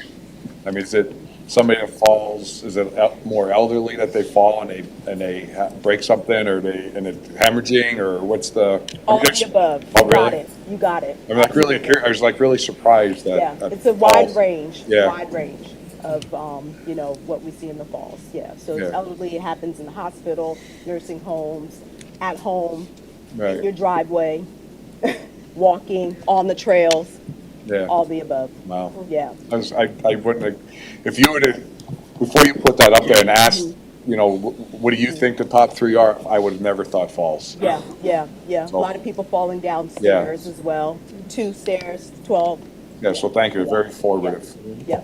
Thank you. So I was just going to say, I want to, acknowledge your leadership over the last year or so. It's been great to work with you. And you've done so much work to really professionalize the office. You have a great team. And just the forward-looking, the proactive actions that you're taking to build awareness of things that can be preventable. You've really kind of changed the face of the coroner's office. So I want to commend you on that. Thank you. Appreciate that. Yeah, I'll reiterate, you've got a great team. Thank you for leading and innovating within the office. And ideally, we do learn something every day in your office, and we actually teach that to the living so that we, can, prevent, deaths where possible and really serve the greater health for our community. So thank you. Thank you. Thank you for your support. Appreciate it. Okay. So final presentation, I'll ask Christina Miller, our Director of Public Health, to share some results from our community health assessment. Thank you. Good morning. Thanks for inviting me, and kudos to the person that scheduled the presentation from the coroner's office right before the presentation from the public health office. Good timing. If you go to the next slide, I'm going to give you a little bit of a walkthrough of what we're going to talk about this morning. First and foremost, again, we're here to talk about the community health assessment that was recently completed in Montgomery County. I'm going to walk you through a little bit about why we do this. how we do this process, how we go about this process, who participated, some of the things that we learned in the process, and what you can expect to happen next. All right, next slide. So why we do this, and again, one more, bingo. So collecting, analyzing, and sharing data is actually a core function of public health work. Other pieces of work that we do include, inspecting restaurants and other places where we eat food or we swim or where we gather to make sure that they're safe places for us to be, that we prevent foodborne outbreaks. We're also the people that call you up when there's an outbreak of a disease to provide some education to help get you what you need. So that's some of the work that we do. But this data collection, the analysis, and the reporting back is a core function, and accredited health departments or health departments that are pursuing accreditation do this actually every 5 years as part of a cyclical process to assess what's happening in the community, to prioritize some community health needs, and then to work collaboratively with partners to plan and do work to address those priorities. More importantly, though, it gives us a clearer picture or a clearer understanding of what our residents are seeing and experiencing, right? So as the health department, we see a lot of data about health statistics, what has already happened, what exists.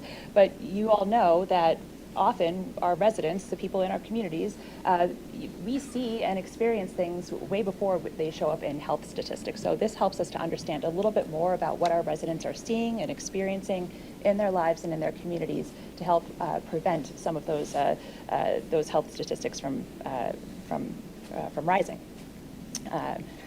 Next slide. So how did we go about this process?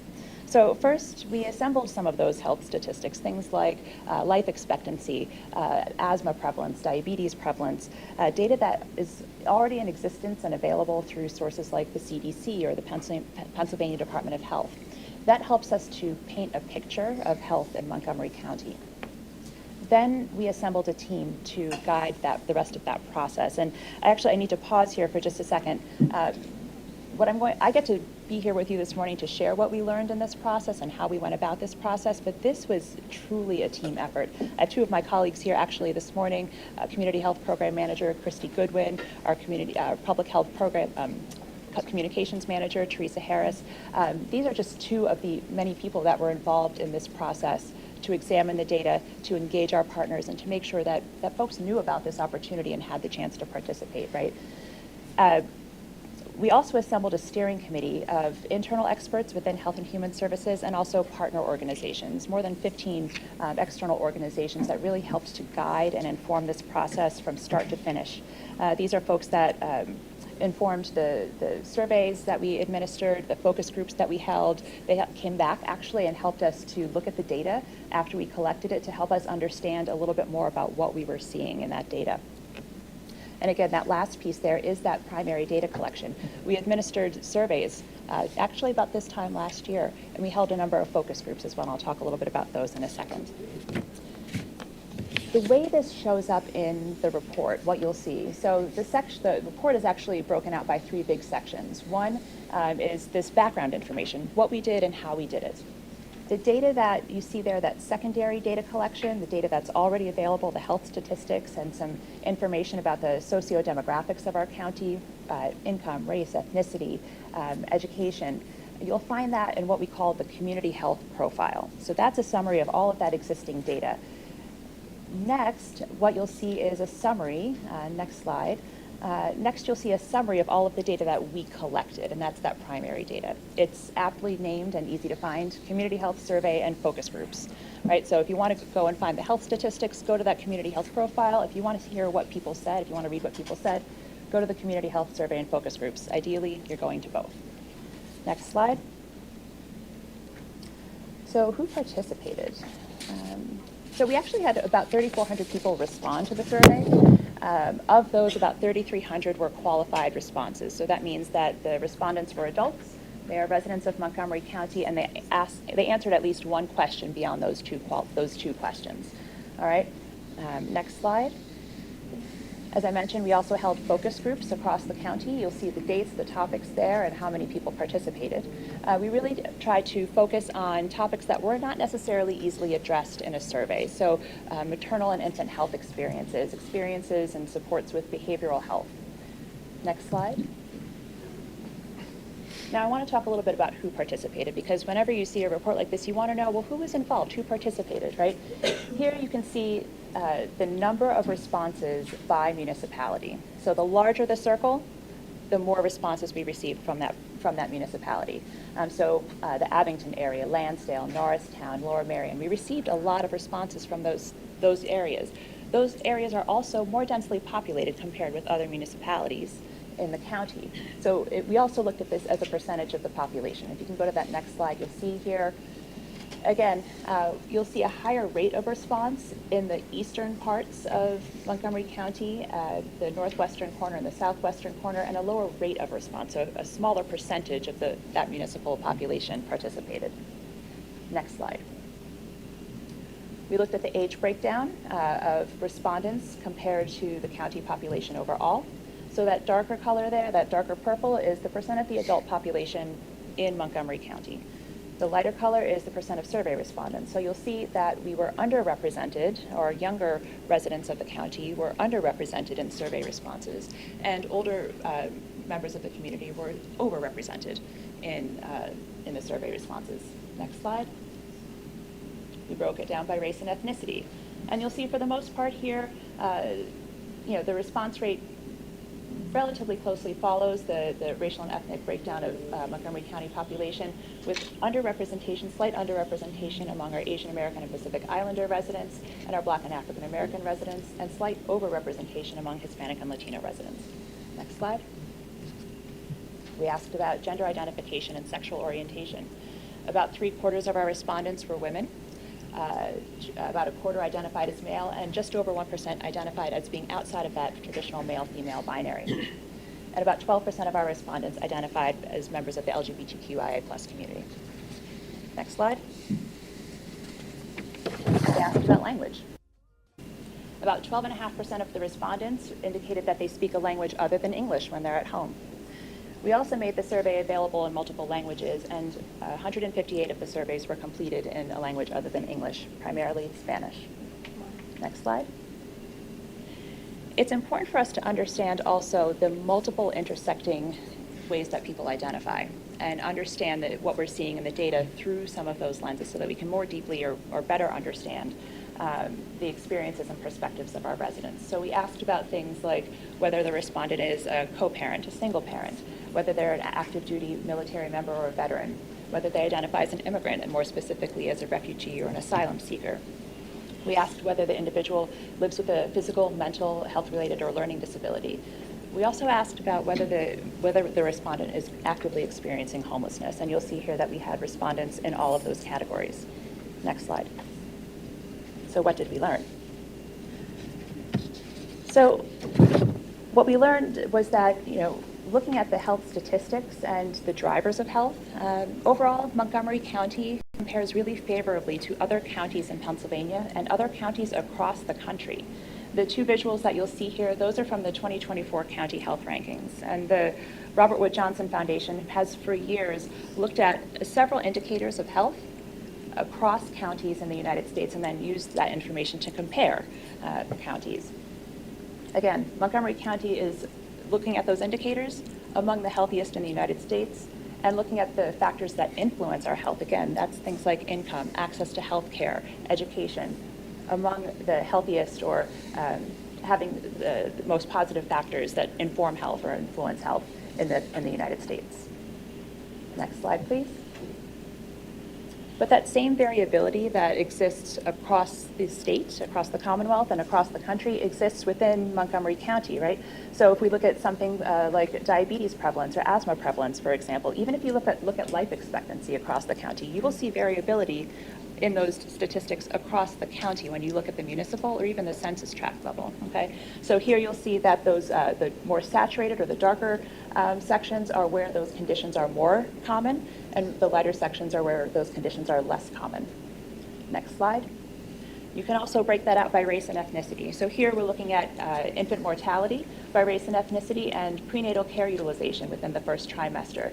And you'll see here all the way, that slide that's on the left there, rate of infant deaths by race and ethnicity, all the way on the right there, you'll see the infant mortality rate for the entire county, and you'll see it's hovering at about four deaths per 1,000 of the population. But when you break that out, you'll see that there are vast disparities, right? Affecting particularly our Black and African American infants in Montgomery County. And you'll start to see there also that the rate of infant mortality is starting to creep up in our Hispanic and Latino communities in Montgomery County. That is important because that informs us about where we need to go. That informs where the support is needed most, right? Similarly, when you look at prenatal care in the first trimester, you'll see that about 85% of white pregnant people are accessing prenatal care in that first trimester, and that percentage is much lower for our Black and Hispanic or Latino residents in Montgomery County. Okay, next slide. And again, this is by age, and these are responses to some of our survey questions about healthcare access or healthcare needs, right? In the past year, were you able to get medical care when you needed it? When we break that out by age, you'll see that people at the younger end of that, the lower end of that age range, were less likely to report that they were able to get health care when they needed it in the past year. They're also more likely to indicate that they thought that they needed mental health services within the past year. Okay, so and you'll see that it just piles up, and it's really just to sort of give that underscore that issue that you can look at data in all different ways, and you'll see differences no matter how you break up the data. Okay, next slide. There are a few other key takeaways here, and I'll mention just two of them. One is that healthcare can be complex; it can be overwhelming. Right? It's one thing to access, get to your primary care when you need them. Sometimes when we're dealing with a health issue, whether it's a joyful one or a frightening one, having someone that can be there with us to walk us through that process and help navigate can be a game changer. And I'm sure we can all put ourselves in that shoes. And we heard that from not just through the survey, but also through our focus group members who really called out the presence of doulas and navigators, people that are helpers that help us get through those experiences. The other one I want to point out is that everyday stressors can have a cumulative impact. And what you'll see, and cumulative impact on our health, right? So what you'll see in the surveys in particular, we asked a lot of questions about everyday stressors, ability to afford things like childcare, ability to find housing that's affordable for you, challenges with paying for the basics, right? We bring those up because that everyday stress over time has an impact on our health and well-being, on our mental health and our physical well-being. It actually affects us really at the cellular level. It affects our body's ability to fight off infection, for example, and stay healthy and well. So it's important to have an understanding really of not just the health statistics, the prevalence of conditions, but also what's driving those, okay? Next slide. We also asked about top community concerns. So we asked survey respondents, can you tell us your top 3 concerns for health in your community? About just under 40% said mental health, just under a third said chronic disease, and just under 30% said environmental health and safety. And again, we can break this out by geography. Next slide. When we mapped this information, and this is just the top community health concern by municipality, you'll see that there's wide variability across the county, right? That light orangish color is mental health. The more saturated or more bolder green is environmental health and safety. The bolder blue is chronic disease. The lighter green there is drug and alcohol use disorders. Now, it's important to remember, this reflects the perspectives of the people who participated in the survey, right? So if 20 people in the municipality participated in the survey, this reflects their perspectives, right? And this also speaks to why it's so important to participate so that we have this understanding of what's rising to the surface within our communities. Next slide. Actually, 2. All right, so what do we do with this information? What can you expect next, right? Certainly the Office of Public Health uses this information to plan our own programming and our work, but we want other people to use this too. Right? This information belongs to everyone. So we are hoping that organizations that provide services in the community, that organize in the community, and provide support are going to use this information to inform their work as well. To that end, we're going to be taking this out into our communities, right? This isn't something that lives on a website or on a shelf. We're actually going to be going out and holding community conversations to share back what we learned and to get a little bit more perspective. How does this resonate? Particularly going to those places where maybe we had a little bit of a lower response rate. How does this resonate here? How does this work here?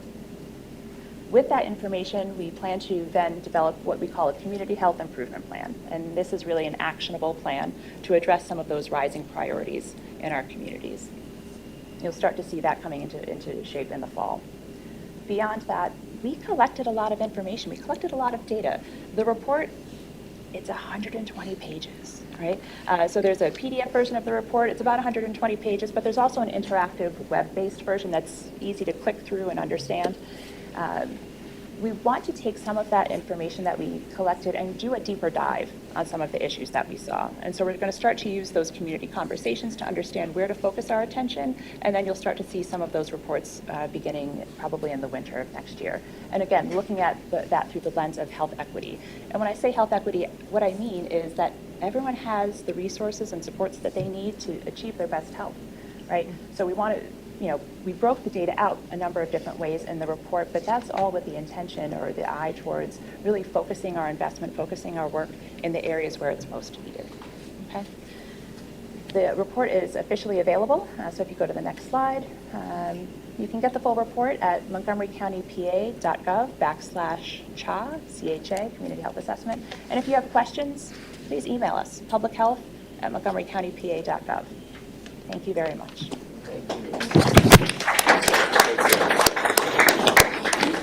Any questions?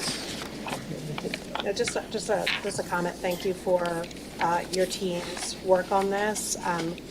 What I would like to see is a lot of time goes into preparing to conduct these surveys, and I think when we were tracking how many people were responding, it was a little disconcerting that out of 850 plus thousand residents, that only 3,000 or so responded. So, I'd like to, next time we do this, really think about other ways to have tentacles in the community to increase engagement. So, but thank you for your leadership on that. Thank you. I just want to add a very thorough report. I mean, it's great that we're doing this. Obviously, we have to add another section to it about falls. Forthcoming, one of the Yeah, issues. but no, thank you very much. Thank you. Yeah, and I think definitely from I guess it depends on the purpose of the survey, but statistically, 3,000 is great, right? I assume that's enough, but it definitely, you need the right sample from the right places. Exactly. So, I mean, this is our first go-around with the community health assessment. We were really proud of it. I mean, certainly we had a slightly higher target in terms of response rate, but we were really proud of this effort. I will also say, the survey was long. We asked a lot of questions, and there were a lot of lessons learned through this process, both from the standpoint of community engagement and connection, but also just, how many questions we really want to ask. And I'm almost certain that, if we maybe asked 10 fewer questions, we might have gotten a higher response rate. But again, that's part of the lessons learned, and that will all go towards our next time doing this. Okay. Yeah. Thank you for all your work. Thank you for your team. Thank you. Thank you. All right, we will move on to the first round of public comment. This is for today's pending votes, resolutions, bids, RFPs, and contracts. It's limited to 3 minutes. Do we have any commenters? Sandra Levine? Okay, we can hold it till after then. David Morgan?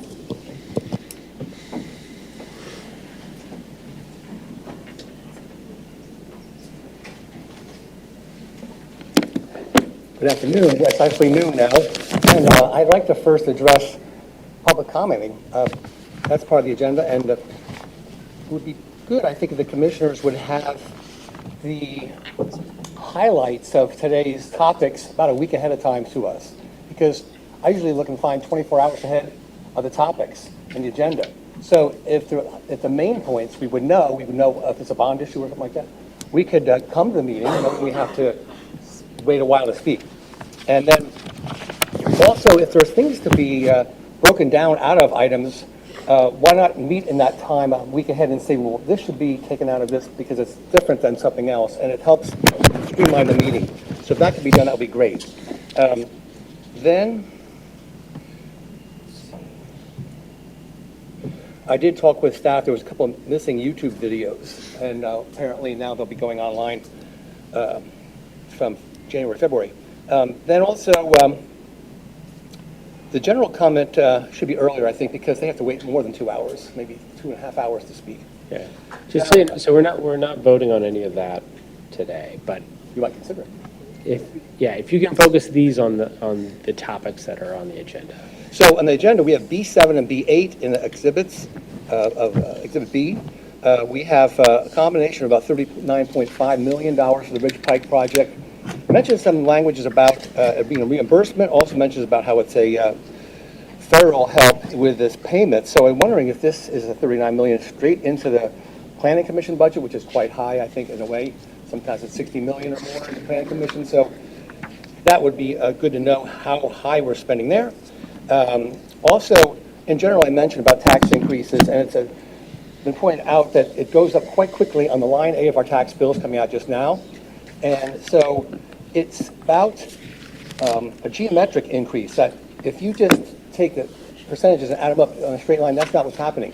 We're multiplying each year by 1.05 for 5%, 1.08 for 8%. So we have an acceleration of tax rate. And especially I showed you the last meeting about how, well, here's first of all the acceleration going up like this from 3.4 mils up to 5.252 mils. It's accelerating each year because we're multiplying, not just adding. Then also I have this chart I showed which reveals the line A of our tax bills, and it's been reported in the Commissioner videos 5, 8, 8, 13, and then I say it's 9.69 because that stays on line A. It doesn't drop down and add the stagnant county college tax. So I find we're approaching 10% this past year, 13 and almost 10, so double digits 2 years in a row. So I think that's really a big concern for our taxpayers to consider. Then also, the Justice Center project and library, there's so many question marks with the change orders, and also demolition is the first step, but there's so much more to really define in these projects. So they're capped, capital projects are capped, and our taxes are lower. Thank you. Thank you for your comment. Any other commenters in this section? that was all. Okay. Yeah, I would just note to your Ridge Pike question, you can tell me if I'm wrong, Lee, but for each of the contracts, you can read how much the federal government is reimbursing us, and it's 95% on the largest one and 80% on the second one, and that's typically how a lot of these projects work. So,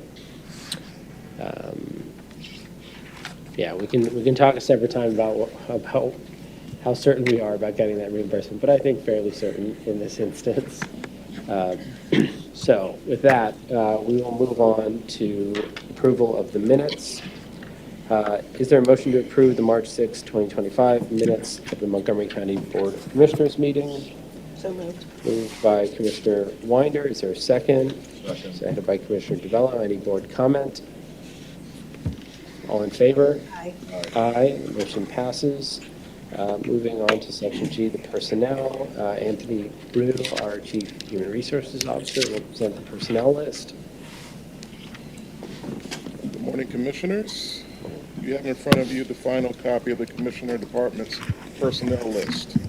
It is a 3-page document dated March 19, 2025, with a timestamp of 10:59 a.m. All positions have been reviewed and accounted for and presented for your consideration. Thank you. Is there a motion to approve the March 20th, 2025 personnel presentation as given by Mr. Anthony Brew? So moved. Moved by Commissioner Winder. Is there a second? Second. Seconded by Commissioner DeVello. Any board comment? All in favor? Aye. Aye. Motion passes. Thank you. Moving on to section H, advertisement of bids and RFPs from Montgomery County, marked Exhibit A. There's been a slight change. We're tabling one of the sections. There needs to be some follow-up work on that, which is section 1, or RFP 1. So I will make a motion to approve the advertisements of bids and RFPs for Montgomery County on attached Exhibit A with the exception of number 1. Is there a second? I'll second that. Seconded by Commissioner Winder. Any board comment? All in favor? Aye. Aye. Motion passes. Moving on to section I, awards of contract. Under Exhibit B, is there a motion to approve the contracts, awards, amendments, and renewals for Montgomery County on attached Exhibit B? So moved.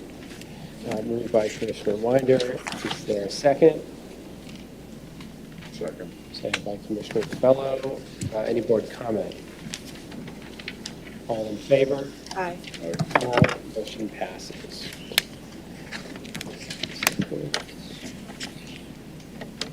So moving on to Section J, the awards of contract for the Southeast PA Regional Task Force, Exhibit C.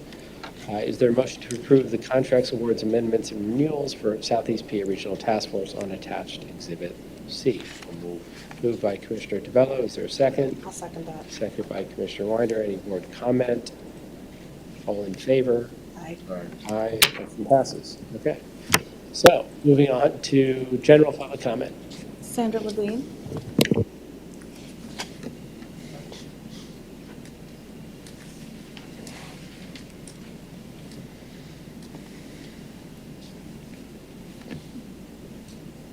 Sandra Levine from Hatfield Township.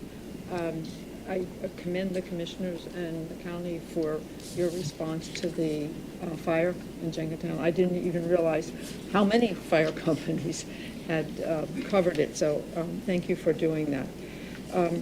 I live in an area where there's starter homes, there's a lot of immigrants who are working 2 jobs to try to make ends meet, and the ends aren't meeting for a number of them. They're having trouble at the end of the month. And so I would respectfully ask that you carefully look at the budget as you're doing it to make sure that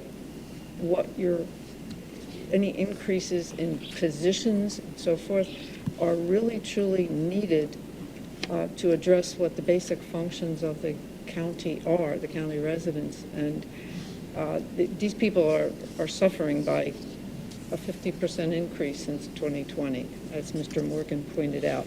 And I would ask one thing to be added into public health, Lyme disease. I was hit by Lyme disease in the summer of 2023, lost a little bit of hearing. I'm still having skin issues.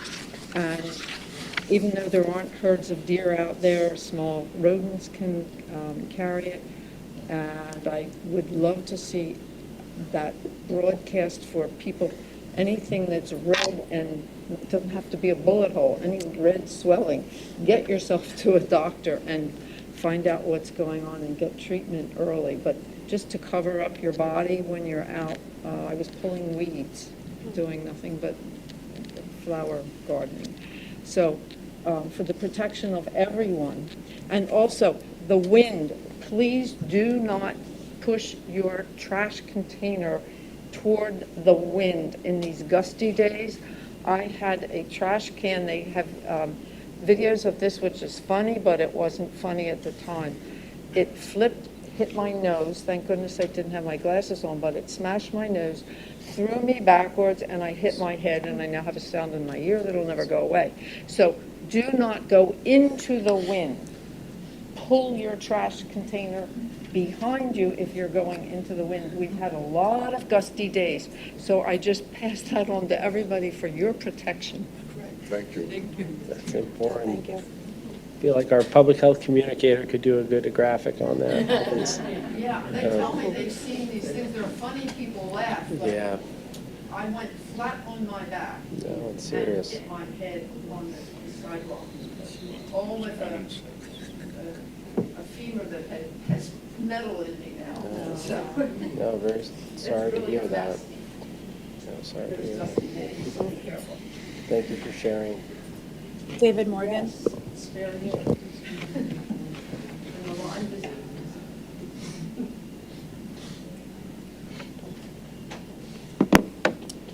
David Morgan of Ambler, and continue on the health concerns. It was mentioned about the maternal need for Hispanic and Black Americans, and I mentioned Mamas. Is that still going, or is it just 7 doulas mentioned in that long-range report?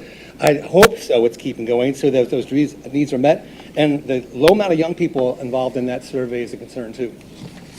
And another thing is, I'd like to commend the commissioners. We have quarterly financial report from the CFO. We have Office of Innovation that should help our taxes go lower. We have help for the homeless with coordination. That's a good accomplishment, the commissioners, that you have done. And the Commerce Department helping SPI, all good things there. But I think some other things related to health in our community is promotion of marriage and chastity in one's outlook. In serving the fact of chastity is a very important thing to consider, that these are long-term friendships in life that we develop, and are we committed to the person? So people don't talk about that too much, I know.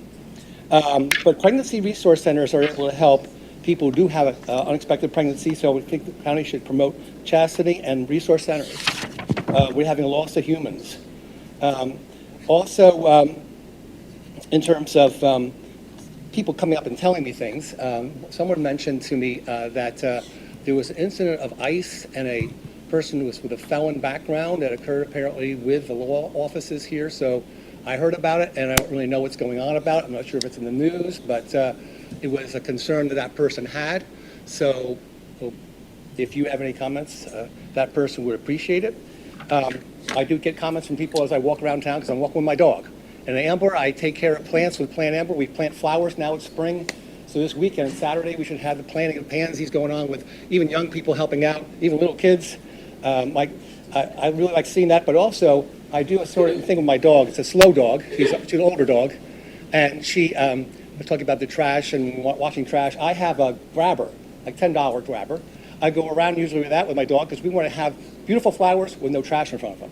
So we pick up, and I have a wagon. I put one can for trash, one is recyclable things, and one is for cigarette filters, which are quite toxic, and I find them all over the place. But I'm seeing improvement. So if more people have a dog, they've got a wagon with a grabber, and they can just never touch the stuff, you can find that you really can improve your community. And I know there's recycling. If you look online, you can actually recycle these cigarette filters, and you can get some help for beautifying America. So our young kids are thriving, and they see a beautiful area. So thank you very much. Mr. Morgan, what kind of dog do you have? I'm curious. I've got cards about her. She's been blessed by the pastor. She's in front. She's a hound, and that's like the child decided to change the diagram to a Dalmatian. So the Dalmatian spots aren't quite like a fire dog would look like. It's sort of brownish a little bit and grayish, but that's her combination. She's 12, so she moves slowly. She's patient with me. She'll slow up when I got to do something like water or pick up. Well, hopefully we'll see her in Ambler one day. I've Yeah, met in fact, Mr. the Morgan's police dog say- in Amber. Oh, you have? Yes, Okay. Morgan and I hung out together. And the police say, he's the guy with the dog. The dog's famous. You're the guy with the dog, right? There we go. Now, her name is, What's her name? pardon me, I'm talking so much. Her name is Bailey. Bailey. My daughter thought of the name. So Bailey is 12 years old. Great.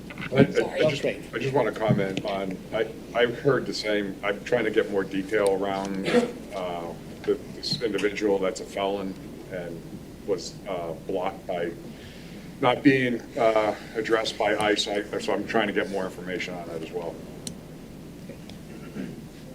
Any comments? Cindy Levy?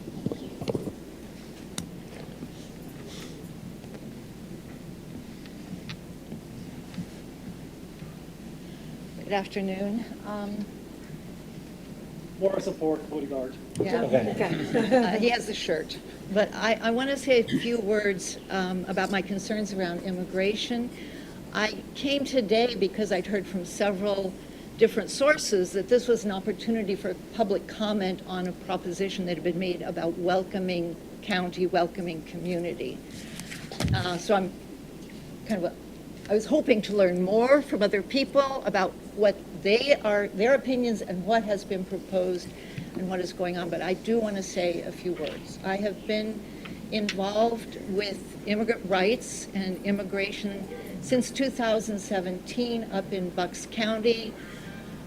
There was an organization, a group of us that organized around the first ICE raids that happened up there, and I have been very active ever since.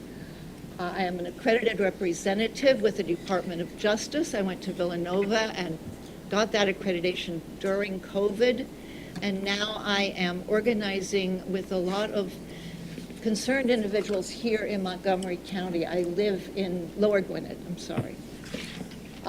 This past week, I went out with representatives of the Worry Center, which is the Korean community center immigrant rights organization in Lansdale, and we visited a number of businesses and a number of restaurants. I've also talked with a number of other immigrants in our area at the Sakati meeting last month, and I am extremely concerned, and I want to report on the level of fear that is in our community, not just among undocumented people, but among anyone who may be targeted by their accent, the color of their skin, or where they're working. People are often not showing up for work. Children are afraid to go to school. And there is an increasing level of fear as the rhetoric seems to be increasing and as the policies that have been handed down at the federal level increase. I welcome the idea, if we are considering it, of a welcoming community, which basically, as I've understood it, means that our local first responders, our local police, our municipal police will not do the job of ICE, will not enforce the federal immigration rules. That separation is under attack right now, but extremely, extremely important. It is important if we who live in this community are going to feel safe, that if I see someone being harassed across the street when I leave here, I do not hesitate to call the appropriate police because I'm afraid I will also be bringing a potential ICE raid into a community, and I don't know how vulnerable other people are. This is very important. I also just want to say that in the 60s and 70s, I was married to a Frenchman. I lived in France. My children and grandchildren are French citizens and still live there.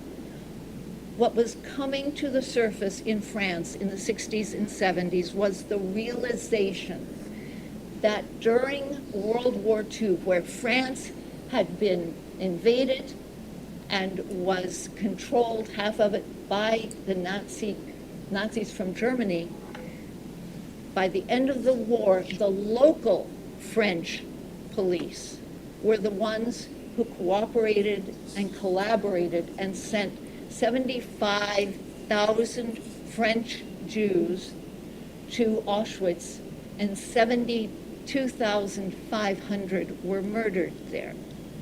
They did not wait. This was not the Nazis or the federal government. This was local police. I've seen a trend in this direction. There is tremendous pressure from the federal government on our local municipalities, but please give us a chance to explore this further in the future and talk about it, because the time to do that is now. Thank you very much for your time. Next comment, please.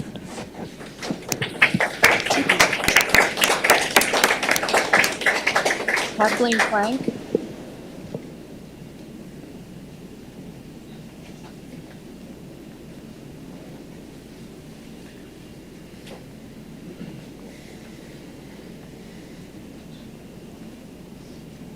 Hi, my name is Kathy Franks. I've lived in Solderton for the same house for 43 years.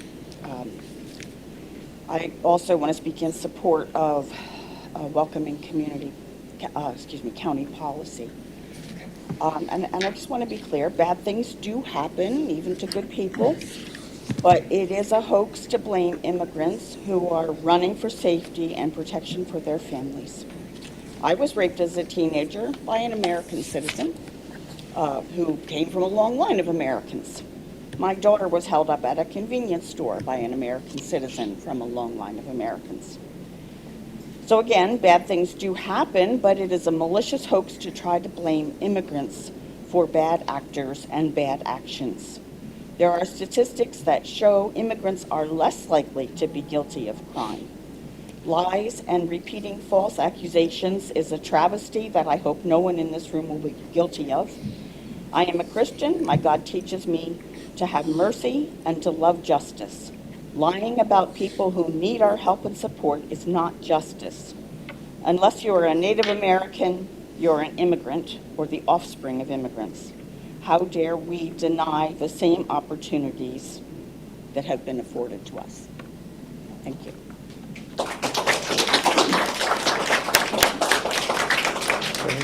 David Hugh.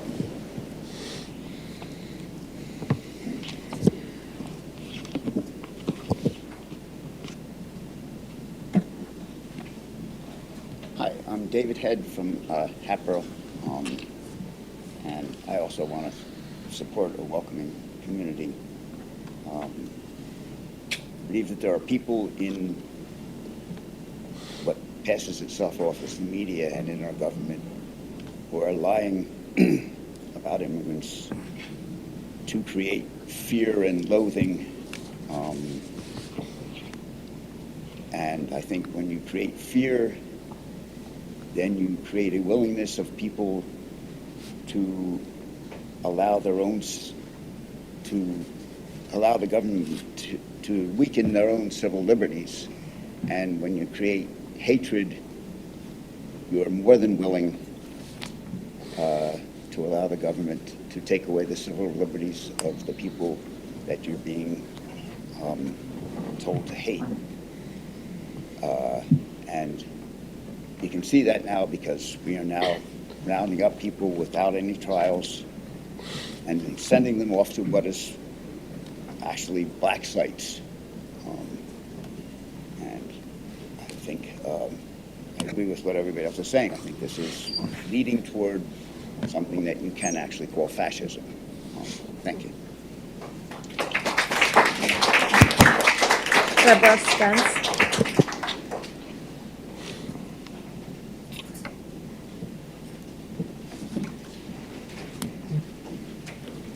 Good afternoon, Commissioners. Thank you, Commissioner Winder, for the appreciation you showed my niece, Ty Spence, acknowledging her success as a writer, a successful writer, author, writing about her experience of living with with autism and intellectual disability, diabetes 1.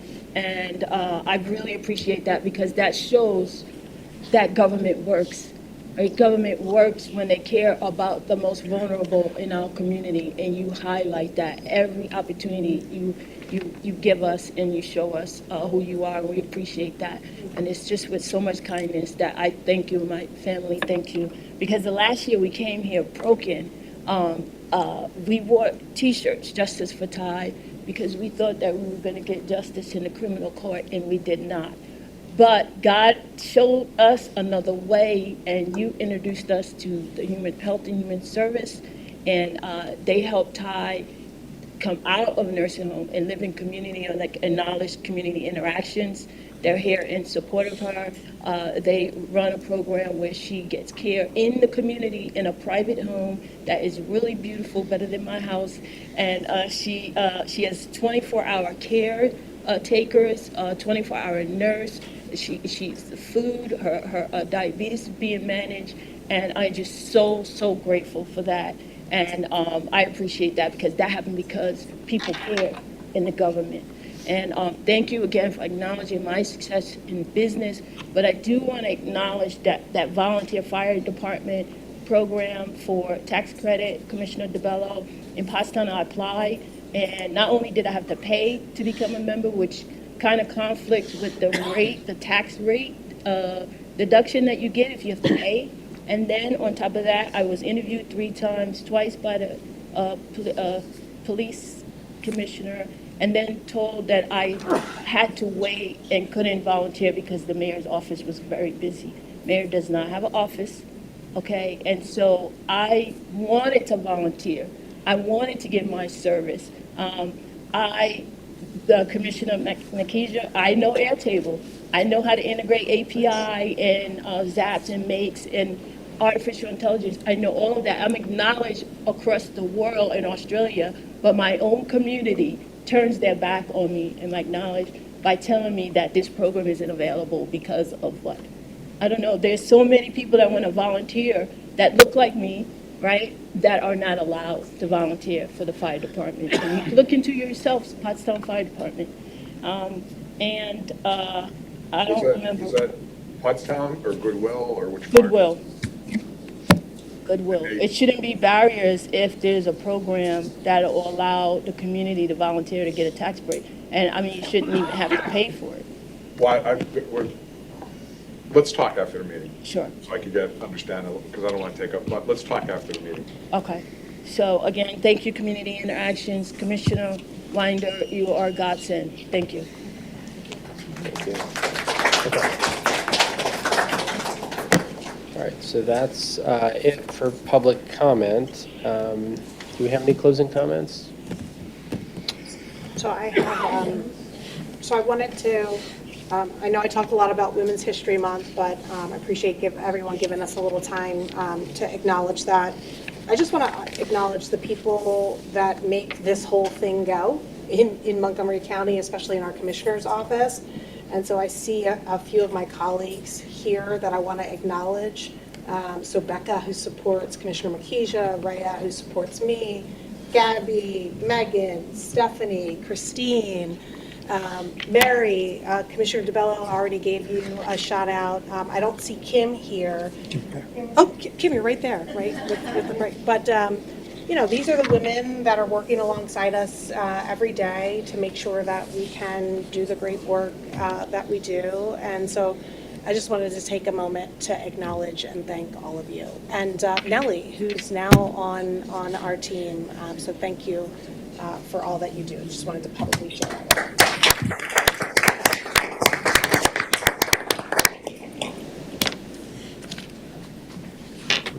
Anything? Okay, I think we're good.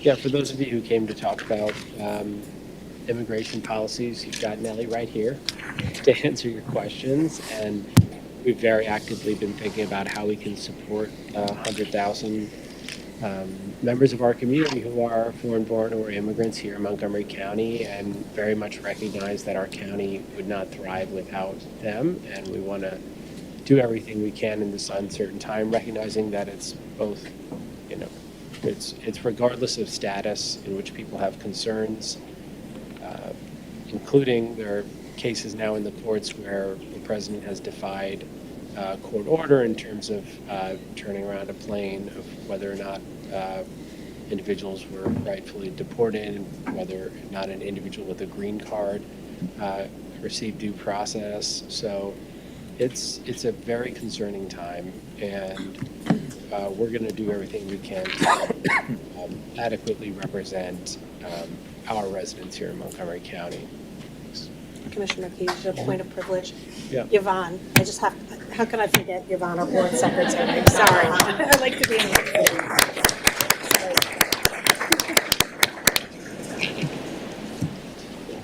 Yes. Okay, so we will see everyone on April 3rd for our next meeting, which is in Long Township Building at 6 p.m. And with that, I will move to adjourn the March 20th, 2025 meeting of the Montgomery County Board of Commissioners. Is there a second? Second that. Seconded by Commissioner Winder. Any board comment? All in favor? Aye. Aye. Meeting is adjourned. Thank you. Thank you. We'll move on to salary board second.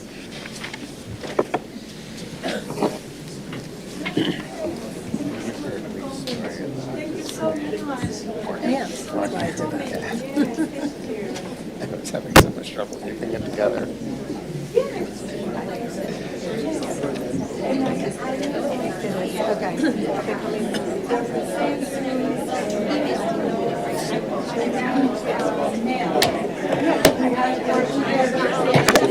Volunteer, firefighter or? Oh, fire, which one? Yeah, fire. So that's why I have those. No idea. I'm ready to be done with Kevin's here. Hopefully he's good, Kevin, today. We'll see.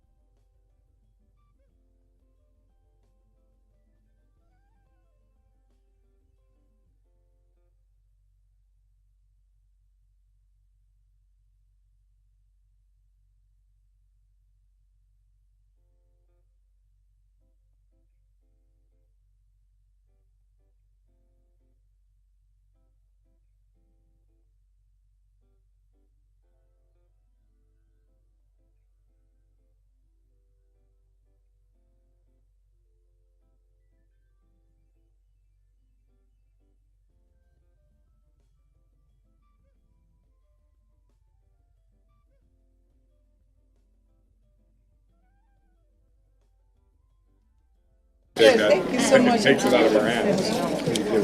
We're Okay. definitely going to try again. And I thought this was. Definitely. So Yep, all right, thank we're going to you. continue call to order. If you guys don't mind taking a seat, or if you're having a conversation, feel free to step out. We have one more meeting to do, a brief meeting. I'm going to call to order the March 20th. So it's March 20th meeting of the Montgomery County Salary Board. Seeing all members present. Is there any public comment? Yes, DA Kevin Steele.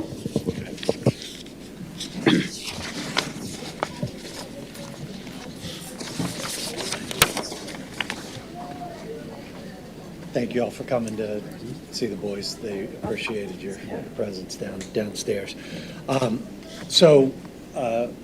Last August, you all made a historic investment in the public defender's office, and I applauded that at the time. I continue to applaud that.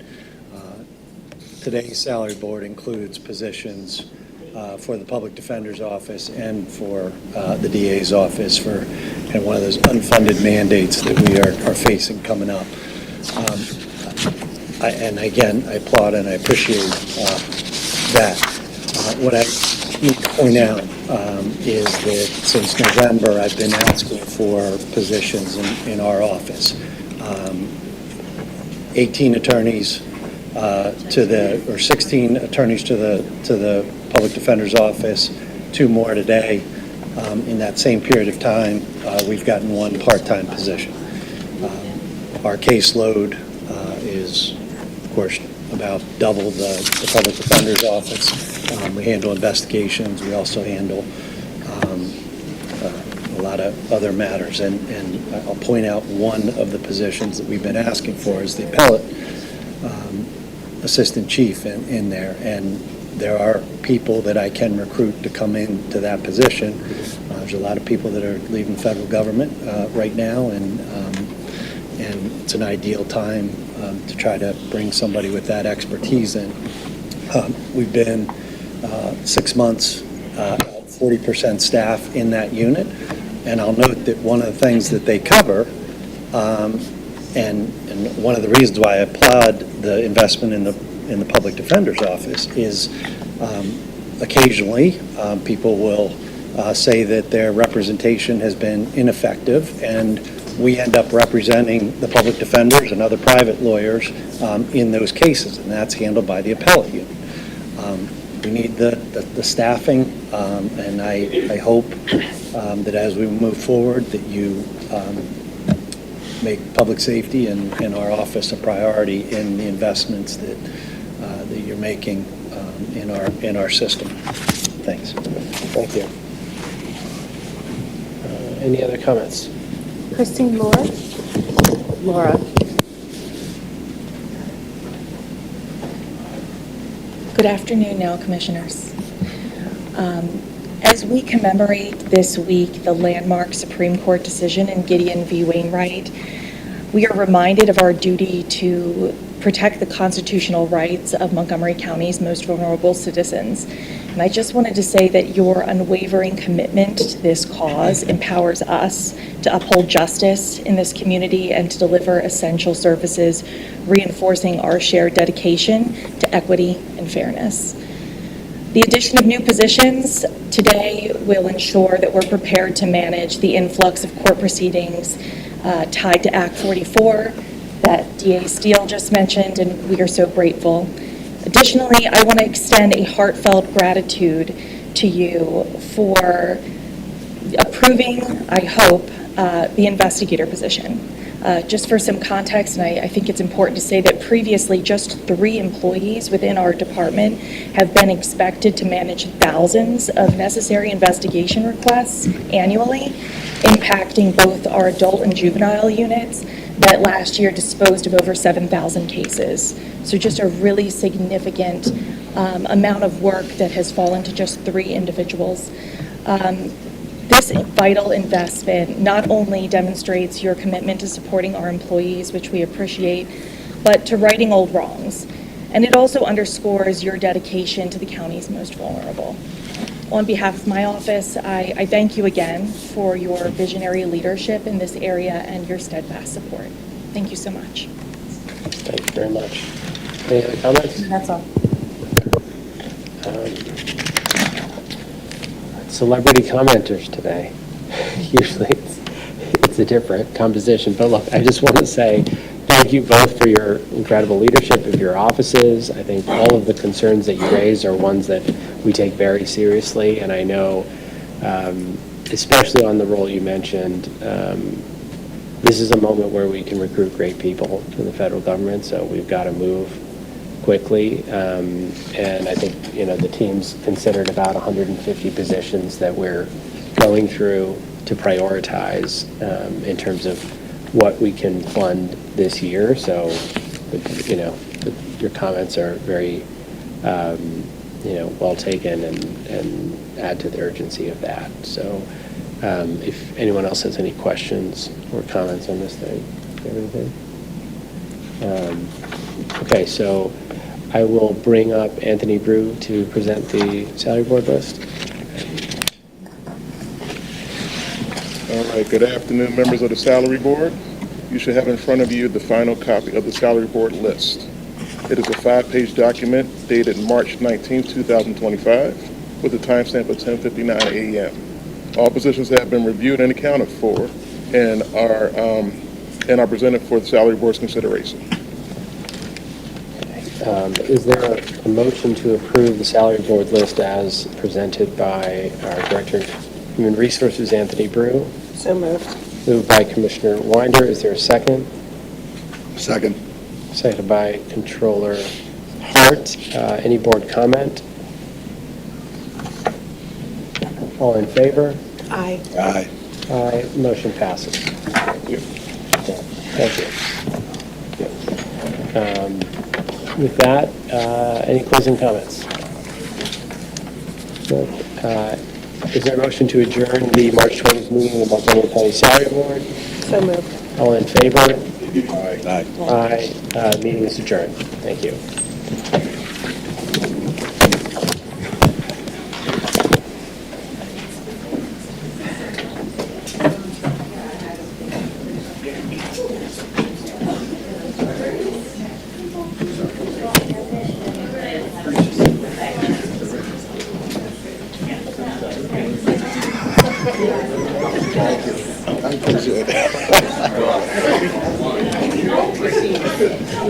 you.